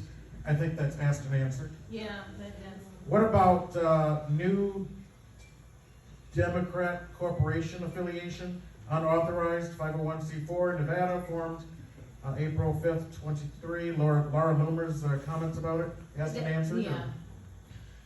Some claim your job is to raise money, but how do you see it? I think my job is to provide tools and infrastructures that require raising money. It requires bringing in assets, for sure. But I believe my primary job is tools and infrastructure and strategy. One of the reasons, oftentimes, the party hires a consultant because the chair is off doing other things, and you have a consultant who goes off and does the work. My job is to make sure that our systems are running, to make sure that our staff has the support they need. But a key part of my job is fundraising, but also a key part of my job is making sure we have the best tools and infrastructures to ensure we can succeed. And that's what I believe it is, and to make sure that we have a long-term solution to implement constitutionalism. One of the benefits that Democrats have is they have a very centralized command and control structure. So they have like Arabella, they have their, who is the head of their organization? We don't really know, right? Because Republicans were more decentralized. Because they have Arabella, and they have all these entities who basically have them all on the same page at all times. They're always walking to the same beat of the same drum, whether it's the unions, whether it's the labor unions or teachers unions or a Planned Parenthood. They're all walking the same beat of the same drum. So we're trying to bring some type of structure to individualists. Like, that's why Republicans, even aside from agents of chaos, but we're just naturally prone to more conflict because we're individualists. We like to be in charge. We think we know best. And there's good to that, but it also can be a problem because it can cause more conflict. So with the Good Neighbor program, to me, it provides structure without trying to trample on people and tell them what to do, because it empowers through education and some kind of strategic direction. So I would say, I know that was a lot, but I would say it boils down to strategic direction, which of course requires me to bring in dollars. During the chair's race, you repeatedly stated that Mike Labadie was, quote, just a friend, unquote. But he was clearly part of your SOS campaign. Why would you state that he was just a friend when you and he regularly discussed strategy together and he was an integral part of the campaign? Well, a lot of the people I work with in politics are friends. So when I say somebody's a friend, let's just put it out here. There is a group of people who don't like him personally, who want to falsely claim, like, I'm his puppet, right? And it's just so dishonest. And so many people claim to be Christian, but yet they engage in deception. So I will just say that. I've been accused of Dan Hartman's controlling her, and I've been accused of Jim Copas controls her. Like, nobody controls me. I'm my own person. Some people may not like people. They may feel one person has more influence or another, and that's really people's discretion. But for people to make it sound like there's some master CIA agent with something in my ear and controlling me and telling me what to say and do, there are people I definitely talk to more or less than others. Why? Some people have more experience. Some people may seem like they know what they're doing more. And I came from a background of education, so it's not like I'm this person who showed up with a whole bunch of political experience, with years and years in politics, years and years. No, I'm a teacher who went to theology school. That is my background. So there's no shame in me leaning on people, getting advice, and again, getting people to help me figure it out so I can make the best decision.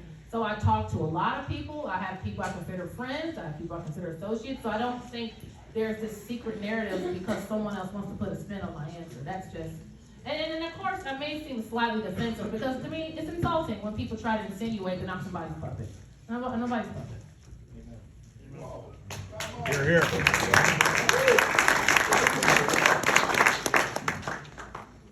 You stated you plan to improve your fundraising. How do you plan to improve your fundraising? Well, it's relationship building. That's the key. When I ran for SOS, and I will admit I did think it was going to be a lot easier than it has been.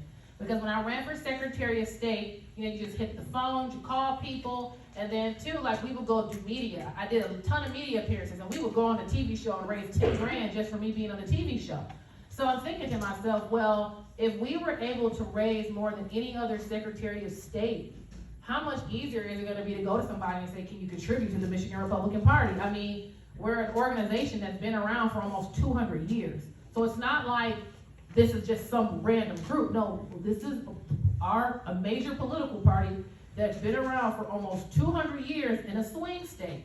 Didn't think I would have to pull so much teeth. So that was a bigger lift than I really anticipated. So with that being said, one of the key things I've learned in my time as chair is just relationships. And it's just one conversation at a time, building relationship with people at a time, going to events, talking to people. It's not a magic bullet. Because I think it's like you can just put together a formula. For something, it is no formula. It's just building relationships and talking to people and finding like-minded donors. Because that's the thing. It's no secret where I stand philosophically. Trust me, if I was going to get corrupted, I would have done it a long time ago because I wouldn't be in this financial mess. But the thing about it is you talk to people, you share your plan, you share your values, and they either believe in it or they don't. And then you talk to them and you say, hey, thank you for your financial support. Can you introduce me to other like-minded people? And then they either host an event or they say, yeah, I can grab a group of my friends, or I can tell you to talk to so-and-so. And you call that person. So it's no magic bullet. It's relationship building. And that's what I'm focused on, is building more relationships who want to contribute. If your first plan hasn't really worked, how can we know that your second plan will work? We're not broke. I mean, we have, we're able to cover our expenses, but we definitely need more. So again, it just starts with building relationship. But again, and I say this with all due respect, if whoever's asking that, have you contributed? Amen. That's what it all boils down to. If you say yes, then talk to another friend, because what you have to remember, this is the political party. So it's different from a candidate. It's a political party, and so when we put out calls to action and fundraise, or we put out content, or we talk about our program, it's an effect. So as I said, we're not broke, we're not close to broke, but we definitely need some more financial support. Okay. We're going to go back to the 8 questions one person wrote.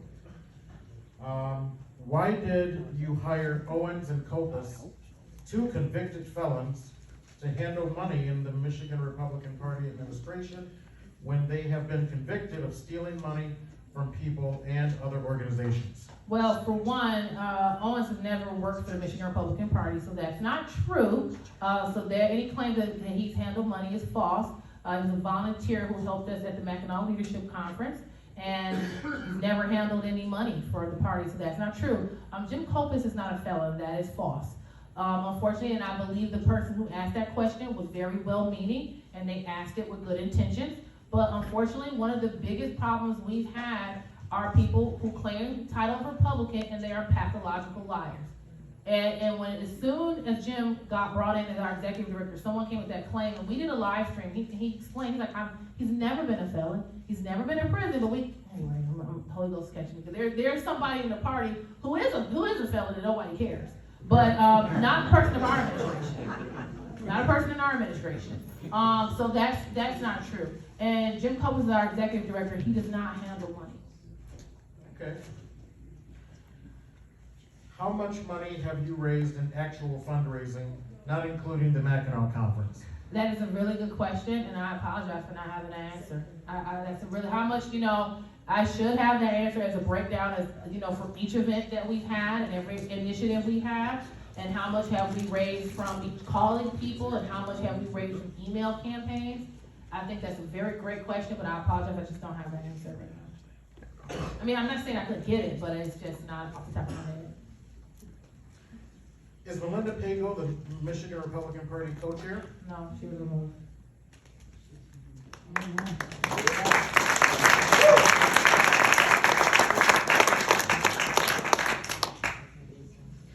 How can we win an election where the machines can change the vote? How can we know that one vote will be counted as one vote? With the election integrity fight, it is a big lift. It is. There's no doubt. You have the machines that are highly problematic. We know that the qualified voter file is corrupted. I mean, we have patriot clerks who flag people for removal, or registrations for removal, and yet these registrations pop up again. We do the best that we can. We don't have guarantees. I'm not gonna stand up here and say, listen, if we do this and do this, guarantee we're gonna win. No, that would be a lie. I can't. But what I will say is we have a duty before God to get at everything we got. And we cannot look at the obstacles before us, because there's no question. Our election system has been corrupted for years. And when the Democrats took control of our legislature, they just finished the job. So there is no magic to it. It's gonna just be hard work, organizing our neighbors, informing our neighbors, and doing everything we can to mitigate fraud as much as possible. And let me say this, if I could add, there's people, and I think good, well-meaning people, who sometimes, make the comment that they're concerned that when we talk about election integrity so much, that discourages people from voting. And I think that is a legitimate question and a legitimate concern. I don't want to be dismissive because I disagree. What I will say is that is kind of the reason why we're in this situation in this country to begin with. Right. Because we want things to be easy. When you look at the founding of our country, and I'm not trying to be dramatic or, have some story, but when our founders looked at their predicament, that did not look easy. They were fighting the British Empire. And they did. So if our founders could have defeated the British Empire and established the greatest civilization in human history, it can beat some Democrats in an election. But it's just going to require a lot of hard work. Amen. It's going to require a lot of hard work. But I don't want that to contradict my previous comment. That doesn't mean we may not succeed at the way we want, but that doesn't mean we don't give it everything we got. The work is up to us, the results are up to God. That's the way I see it. Can you support Mr. Trump after the Michigan primary? Of course. Of course. I don't know if there's a rumor that you're not taking his calls. Have you not returned his call? That's false. And I don't fault anybody for asking that question, because that was spread around, but no, that's not true. That I would have no reason to do that. That wouldn't even be wise. The legal filing has to go after state committee members' personal assets, correct? No, the lawsuit is not going after state committee members. Again, we're seeking declaratory relief from a judge. We're not going after state committee members' assets. we wouldn't have any reason to do that. State committee members' assets would be on the line. Like I said, there is no evidence of this ever happening in the history of our country where people have been sued for being part of a state committee. I mean, as I said, the RNC files lawsuits all the time. The Michigan Republican Party has filed lawsuits all the time. We've never seen that happening. So again, our legal counsel has addressed this over and over, and there's no reason for people to be concerned about being personally liable for seeking declaratory relief. And when it comes to, people being accused of frivolous lawsuits, or frivolous legal actions, that gets more into the criminal realm, or lawsuits where you're looking for punitive damage, where I'm suing you with false claims, or I made a false police report or a false criminal complaint. But declaratory relief is one of the safest lawsuits to prevent you from getting a frivolous lawsuit claim, because you're just asking a judge to help you answer a question. Because when you have multiple entities making multiple claims, how can we know who's telling the truth? We don't know. So the only plan of action is to ask a judge to help us find the truth. He doesn't have a card, so I'm gonna let him ask it. Yeah, what my understanding is whoever I don't know if it's Comerica or the administration, that they have actually filed in that lawsuit like a counterclaim where they are asking for the SC members' assets to be pursued. And I haven't read the lawsuit, so I'm not gonna dispute what you're saying, but if they did that, that's frivolous on their part, and that's a scare tactic. Because think about it from their advantage. They would want to do that, because they're gonna want the state committee members to pressure me to drop the suit, because they know it's a legitimate suit. So why, and that says something about these people, that they will wanna personally go after they wanna make claims and scare state committee members. They wanna use thug tactics, for lack of a better term, to kind of terrorize state committee members to prevent them from wanting to judge, just to say, Judge, can you tell us who owns what, who owes what? So I don't think that your question is out of the way, because I've heard it, but from other people, what I'm saying. But our lawyer, our general counsel has been very clear that that is just not a reasonable concern, and it's just an attempt to basically intimidate people into wanting the suit dropped and us dropping the subject. If Melinda Pago has been removed, who do you want as co-chair? Pat Colbeck, Mike Farage, Mr. Laring here, or Neil Frisky? Mike Farage, of course. Well,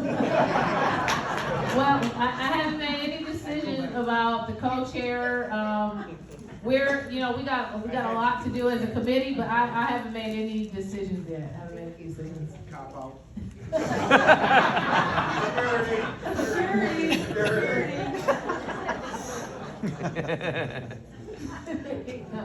At the meeting Saturday, didn't Dan Bonamy say total fundraise was somewhere around 1.2 million? I can't remember. Well, the reason why I say I can't remember, he had a report that he was reading from. He had a screen. Right. So it wasn't him repeating things off the top of his head.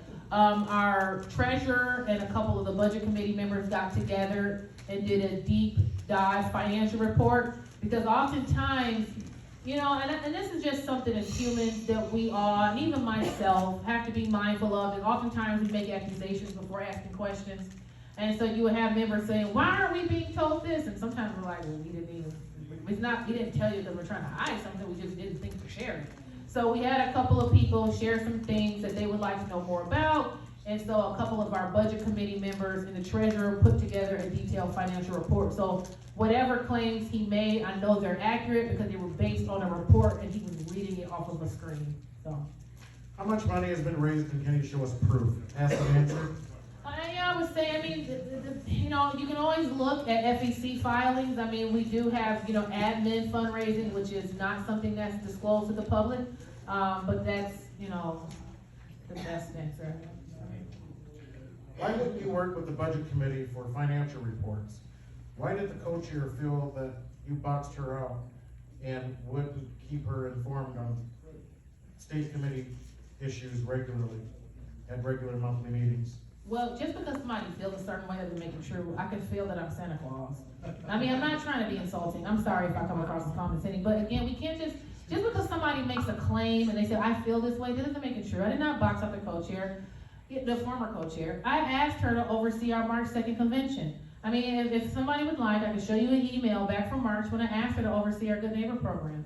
I asked her to oversee our newsletter. I asked her to help maintain relationship with our district chairs. That may be why I have a bad relationship with a lot of our district chairs. I asked her to work with the county parties to make sure that they were all in touch with MiGOP programs.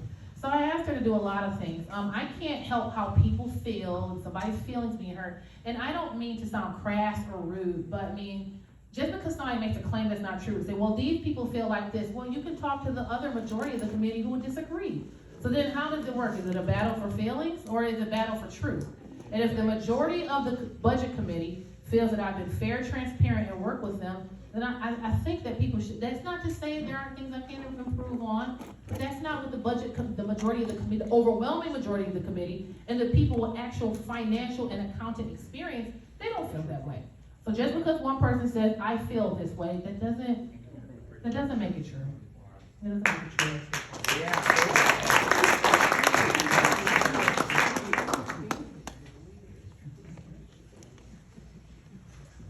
Regardless of who is more righteous in this crisis of leadership, what possible path do you imagine to the unity, strength, and success of the Michigan Republican Party? I would say, if again, this goes back to benevolent dictatorship or a republic. And so one of the things, that's why I'm holding these events, so we can get all these questions out. We're going to every district. The first district, because it's so large, we're doing 2 events in the first district, one in the UP, one in the lower peninsula, and we're getting all these questions out, and then after that, be done with it. And just focus on why we were elected. And I think, I think that if more people focused on how we move forward, how we, why was I elected as a delegate? Why was I elected as a state committee member? Is it my feelings or was it to win elections? And I think that's what we need to do to move forward.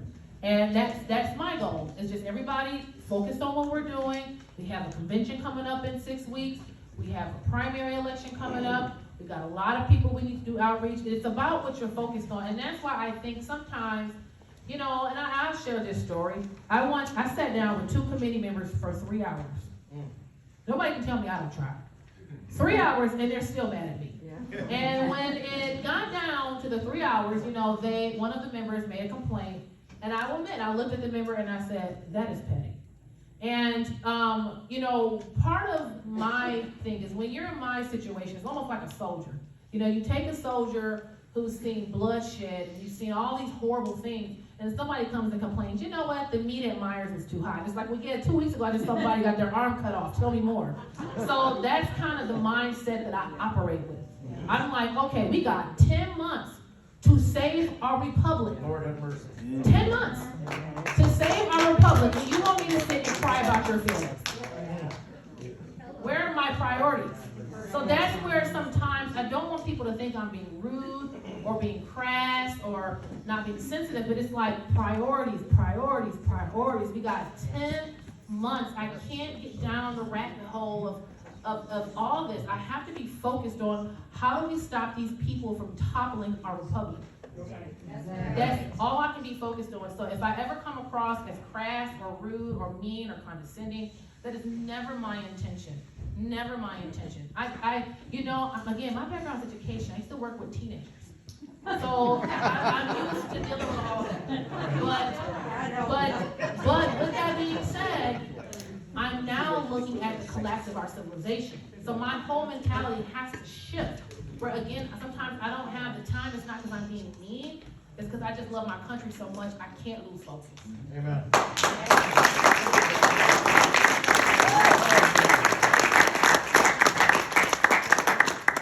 Why did you tell the budget committee the Mackinac $100,000 was a donation instead of a loan?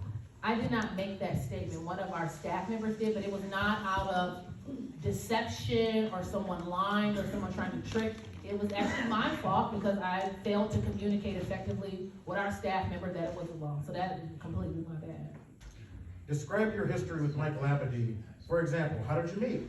What is his history? How did he come to be such a close advisor, and why? Since he has so much influence, he does not have an official position.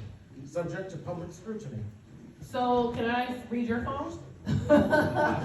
No, you know, and all of us have friends. So again, we can do this thing where we cast suspicion. The reality is, so if people want to know, I'm from Oakland County. He's also from Oakland County, and he was part of the 11th Congressional District Candidate Recruitment Committee. So how many people have served at county and district executive committees?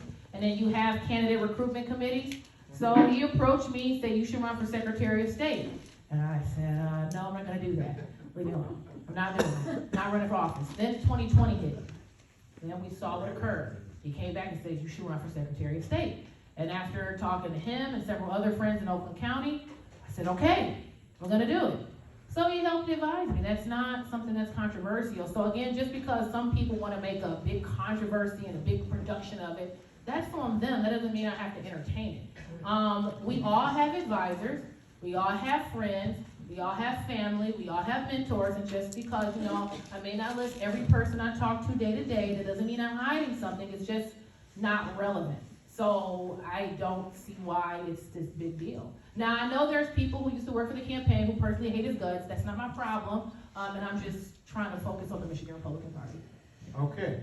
I have all the questions I'm going to ask, so don't bring any more phones up here or any more cards, okay? Yes, sir. We have the building for another 15, 20 minutes.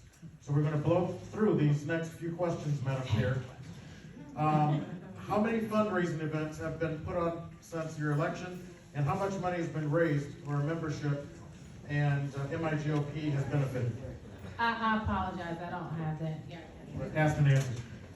Why have you ignored the request for the special meeting with Ron Weiser by neglected to make it an agenda item? Bro, Ron Weiser. If it's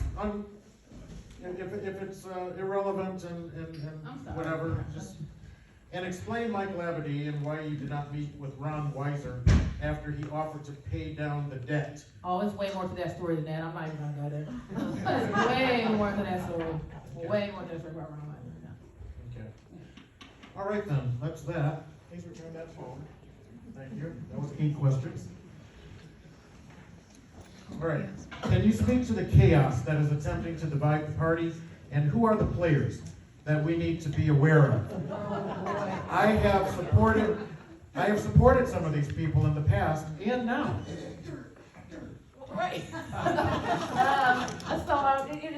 kind of funny because you have the camera here and I'm not going like this. So did this. Like even the Ron Weiser question, I'm like, I'm not even going there. Like way more to that. If it gets into what's behind the chaos is a strategy. It's a philosophy. If you can't control something, you burn it down. Yes. And right. So there's a lot of well-meaning people who've been caught up in the chaos. And there are people I thought were my friends, you know, who've been some of the biggest backstabbers. Because when we're involved in politics, most of us, it comes to a point where the people you're politically connected with, they become your closest friends. Because you talk to them all the time. And unfortunately, some of these people I know have been part of the sabotage. One of them, Warren Carpenter. My goodness, that was unbelievable. And you know, and sometimes I get accused of, you know, Kristina, you don't talk to a lot of people. That's probably true. But part of it's because you get stabbed in the back so often. Somebody says, you know what, I really want to help you. You go, great, I appreciate your help. They come in and it's almost like if I'm not close enough to you, I can't stab you. I gotta get close enough to you to stab you in the first place. So they pretend to be your friend, they pretend to want to help, and you trust them, and they get close, and then it's sad. But like, you know, so I don't want to get into naming names of who's who and this who you should trust and stay away from this person. That's a private conversation, not in front of the news media. Amen. But what I will say is you know them by their fruit, and unfortunately in politics, it's a lot of people who are in it for themselves. Some have secret agendas. Some are part of little groups. And I think the most of the everyday people are in it for the country. I mean, that's probably why these type of public events are my favorite. Because most of you guys in here, I strongly believe are here because you love your country. Amen. I strongly believe. When you start getting with the quote players, that's when it starts getting real slimy. And it's just all right. Emails and All right. fraudulent Yeah. That same person says that she believes they may be on the dark side. Oh, so some yes, and then some I think it gets swept up in the drama. Because they get swept up in the drama because some people who are their personal friends, like, well, I've known so and so for years. I'm like, since I've become chair, some of the people who've become just attacking me, it's like broke my heart. I'm like, wow, I thought we were friends, but you know, it's sad. It is what it is. All right. How do we unify when a significant minority of the MiGOP State Committee doesn't recognize you as the chair or your supporters? You know, I think that's a very good question. We just focus on the mission. If they want to work with us, I will work with anybody. And that's, seriously, if well, to a certain extent, of course. But if they want to work, people want to work with us, then work with us. If they want to just complain on the side and stamp their feet like toddlers, then they can just stand in the corner and have a hissy fit, and the rest of us will get to work. Amen. Should this be resolved legally?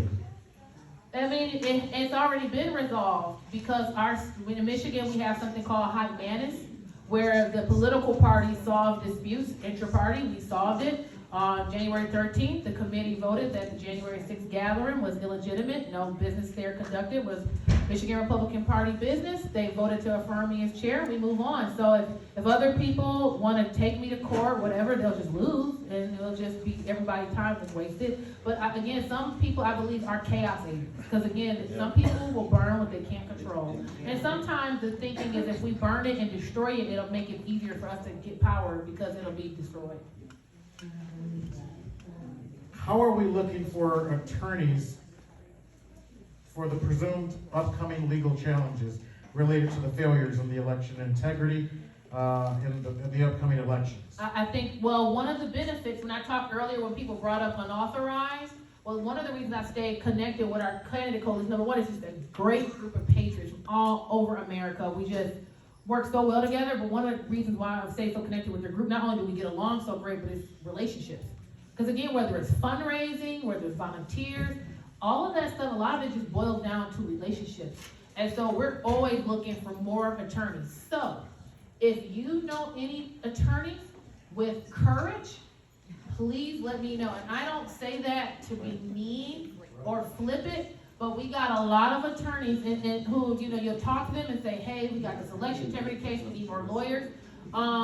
They will say, ooh, I got my practice or my firm and my partners, they will like it. And I'm like, okay, guess what, that nice job and that house you got, if the Marxists take over it, they're gonna kill you and take it anyway. So, you know, you need to muscle up and fight, because, you know, I just think of it in the book of Isaiah, and some of you probably have heard me share this before. In the book of Isaiah, when Hezekiah showed all the riches of Israel to the Babylonians, and Isaiah confronted him and said, your children are going to be carried into captivity, Hezekiah just rolled over and was kind of like, well, and then the scripture details this, that he wasn't going to see it in his lifetime. And that was his attitude. And I feel, unfortunately, too many people have adopted that attitude, like, well, my life is nice right now. It's like, don't you think the Babylonians and the Incans and the Mayans and the Persians and the Romans and the Egyptians, don't you think they thought that too? Where are their civilizations? So it's kind of like, you know, we got to be willing to sacrifice. Giving our kids an inheritance isn't just money and a house and jewelry. It's also freedom. Amen.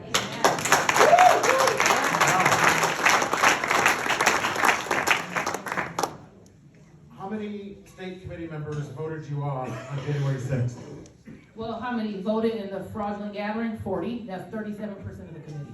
How many people are on your committee? 107. 40 voted you off. How many voted you in at the legitimate meeting? 59 voted to support me. Is that a majority? Yes. Congratulations.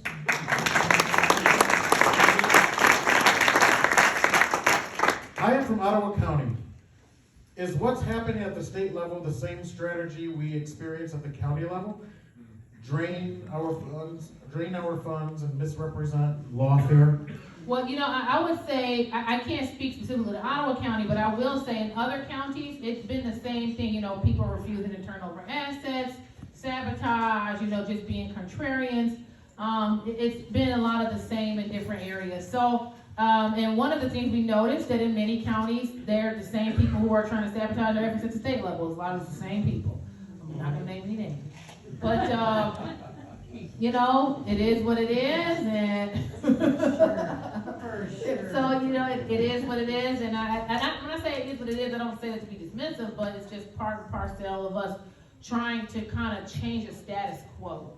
Amen. It's gonna kind of experience a disruption. Please share, to whatever extent you're willing, what the defecting side is motivated by. In other words, why would they rather fight internally than focus on winning as a party? Because, yeah, somebody said they're not Republicans, some of these people are not. Some of the people, I believe, are being misled. They're in a friend group, and their friend group hates me, so they hate me. Some of the people, I think, are motivated by pure power. Like, you know, you kind of have to be a little bit off your rockers to get this deep into politics a little bit. Especially at this level. But I'm joking. But in all seriousness, I can't get into their heart. I can't. You know, some of the people I know are connected with very nefarious people who profited from the failed status quo. Some people I know that for a fact. Some people just want power. It's just the old story throughout history. You get these people who just want the power, they like the glory. Some people have an obsession with dictating others. I've watched some people, like, they get off on telling other people what to do. Like, they like that. And if somebody can offer them the riches to get them that glory they want, they'll do whatever it takes to get it. Some people are just disgruntled or contrarians. I mean, it's a lot. But when you spread the chaos and they all have a common theme, and it's just kind of, it's like a tornado. And they just all get sucked into it. So, Okay. you know, but like I said, you got a lot of, I think, really good people who've been fed a lot of lies by some of these people who I know one person in particular, I'm not going to call names, they like a charlatan. They act like they're some kind of guru of some kind. And people just follow them along, and it's just pretty wild. Who chose Melinda Pago to be co-chair? Was she selected by you or recommended by someone else? Who selected on me? Okay.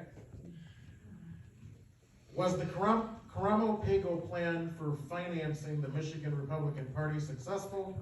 If not, why? I was going to ask Nancy. Yeah. Why is it that your vice chair turned on you and us? If you chose her, it was your decision, thus you own it. So own it and move on. I think it's fair. What are the Pago saboteurs up to now? They're apparently going to host some gathering where they're claiming to elect another chair again. They have no legal standing. They can elect the Queen of England if they like. Yeah, right now the King of England. Michigan currently has an open primary. Democrats often vote for the weakest candidates to run against strong. You know what they're about to say here, right, people? Yes. Would you support more of an Iowa caucus structured primary? And if so, does the Michigan Republican Party have the power to change this? So this is something that we have been discussing as a committee. How do we solve this problem? Right now, that was something actually we were going to vote on Saturday, but we had some other challenges. But I mean, we already have a convention. We do that already every 2 years, where we elect our Republican nominee for Secretary of State and Attorney General and State Supreme Court and all these other races. So we've been exploring the idea: can we add other races to our convention model? Can we have county conventions where we add these people? Can we have district conventions where we elect a Republican nominee for Congress? Our thinking was better political representation, because that's our big focus as the party. And one of our ideas was that, you know your precinct delegates. Like, how many people have talked to their congressman? Most people have not. I've never talked to Haley Stevens. So, I mean, probably for obvious reasons. But the thing about it is, we have no connection to our elected officials. We don't know who these people are. So the precinct delegate, if they're responsible to a smaller pool as far as who elects them on the primary ballot, and that doesn't have anything to do with the general, but if they're responsible to a smaller pool on the primary ballot, then we have a better opportunity to hold them accountable. So that's what we are thinking about. So it's something that we as a committee believe could be beneficial, but there are some roadblocks. I mean, the Attorney General and the Secretary of State already came out and said it's illegal. And I was doing an interview once, and this is last week, and they like, the Attorney General said it's illegal. I'm like, well, she got elected at a convention.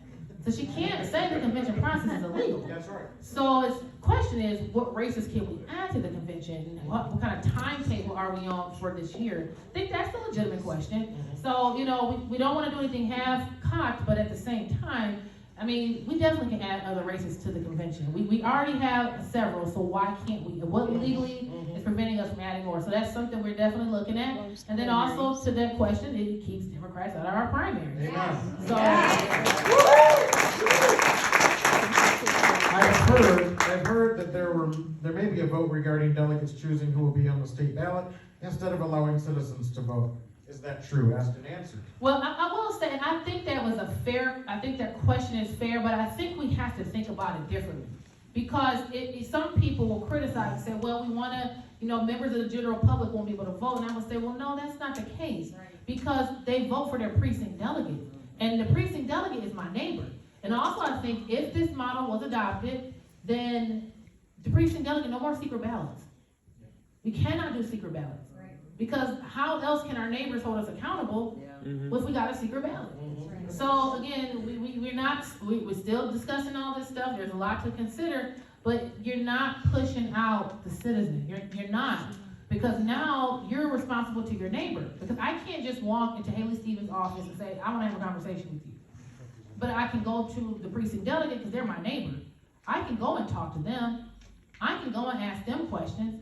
And then I can hold them accountable. Now again, there's a whole lot more than just saying, we're gonna do this in the story. Like there's a lot more details and a lot more to consider. But I don't think that we should write this off the table.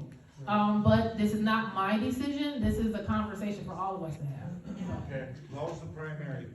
When will you vote to have the precinct delegates select the Republican candidates to run in the general election? I really don't have, because again, it's not my decision, it's the committee. And as you can imagine, we've been through a lot. Yeah. And this is one of the reasons why, and I'm not deferring the question, but this is why the internal conflict is such a problem.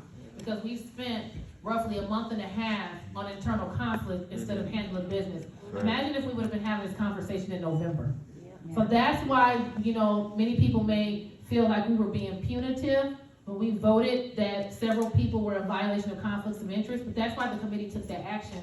Because again, we're a republic, and when individuals are putting their own interests instead of the well-being of the committee, then that's a conflict of interest. And we've wasted a month and a half on internal conflict as a committee instead of getting to the bottom of questions like these. Amen. Some citizens will feel their voices have been silenced. How would you answer this? Asked and answered. Well, I think I did answer, but I don't want to just scoot over that, because I think we're going to be pushback. It is a controversial move, no doubt. I think that it kind of reveals how most people don't understand how the political process works, because if they say, well, you're not allowing the citizen to vote, I'm like, well, we do it already for other races. So it's not like this is something we're not doing, because if that's the case, then what about the Attorney General, the Secretary of State, but the Michigan Supreme Court? So we already do a convention. So the question is, why not add other races? So I really think that we need to change how we think about it. That's just my opinion. 2 more questions. Who does the party belong to? The delegates. Amen.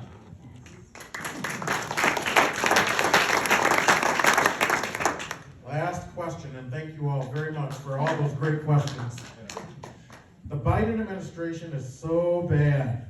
We have a unique opportunity to pull Democrats into our party. Do you have any words of inspiration, encouragement, or practical advice on how to do this, or if we should do it? 100%. So, this is kind of the funny part with the unauthorized thing.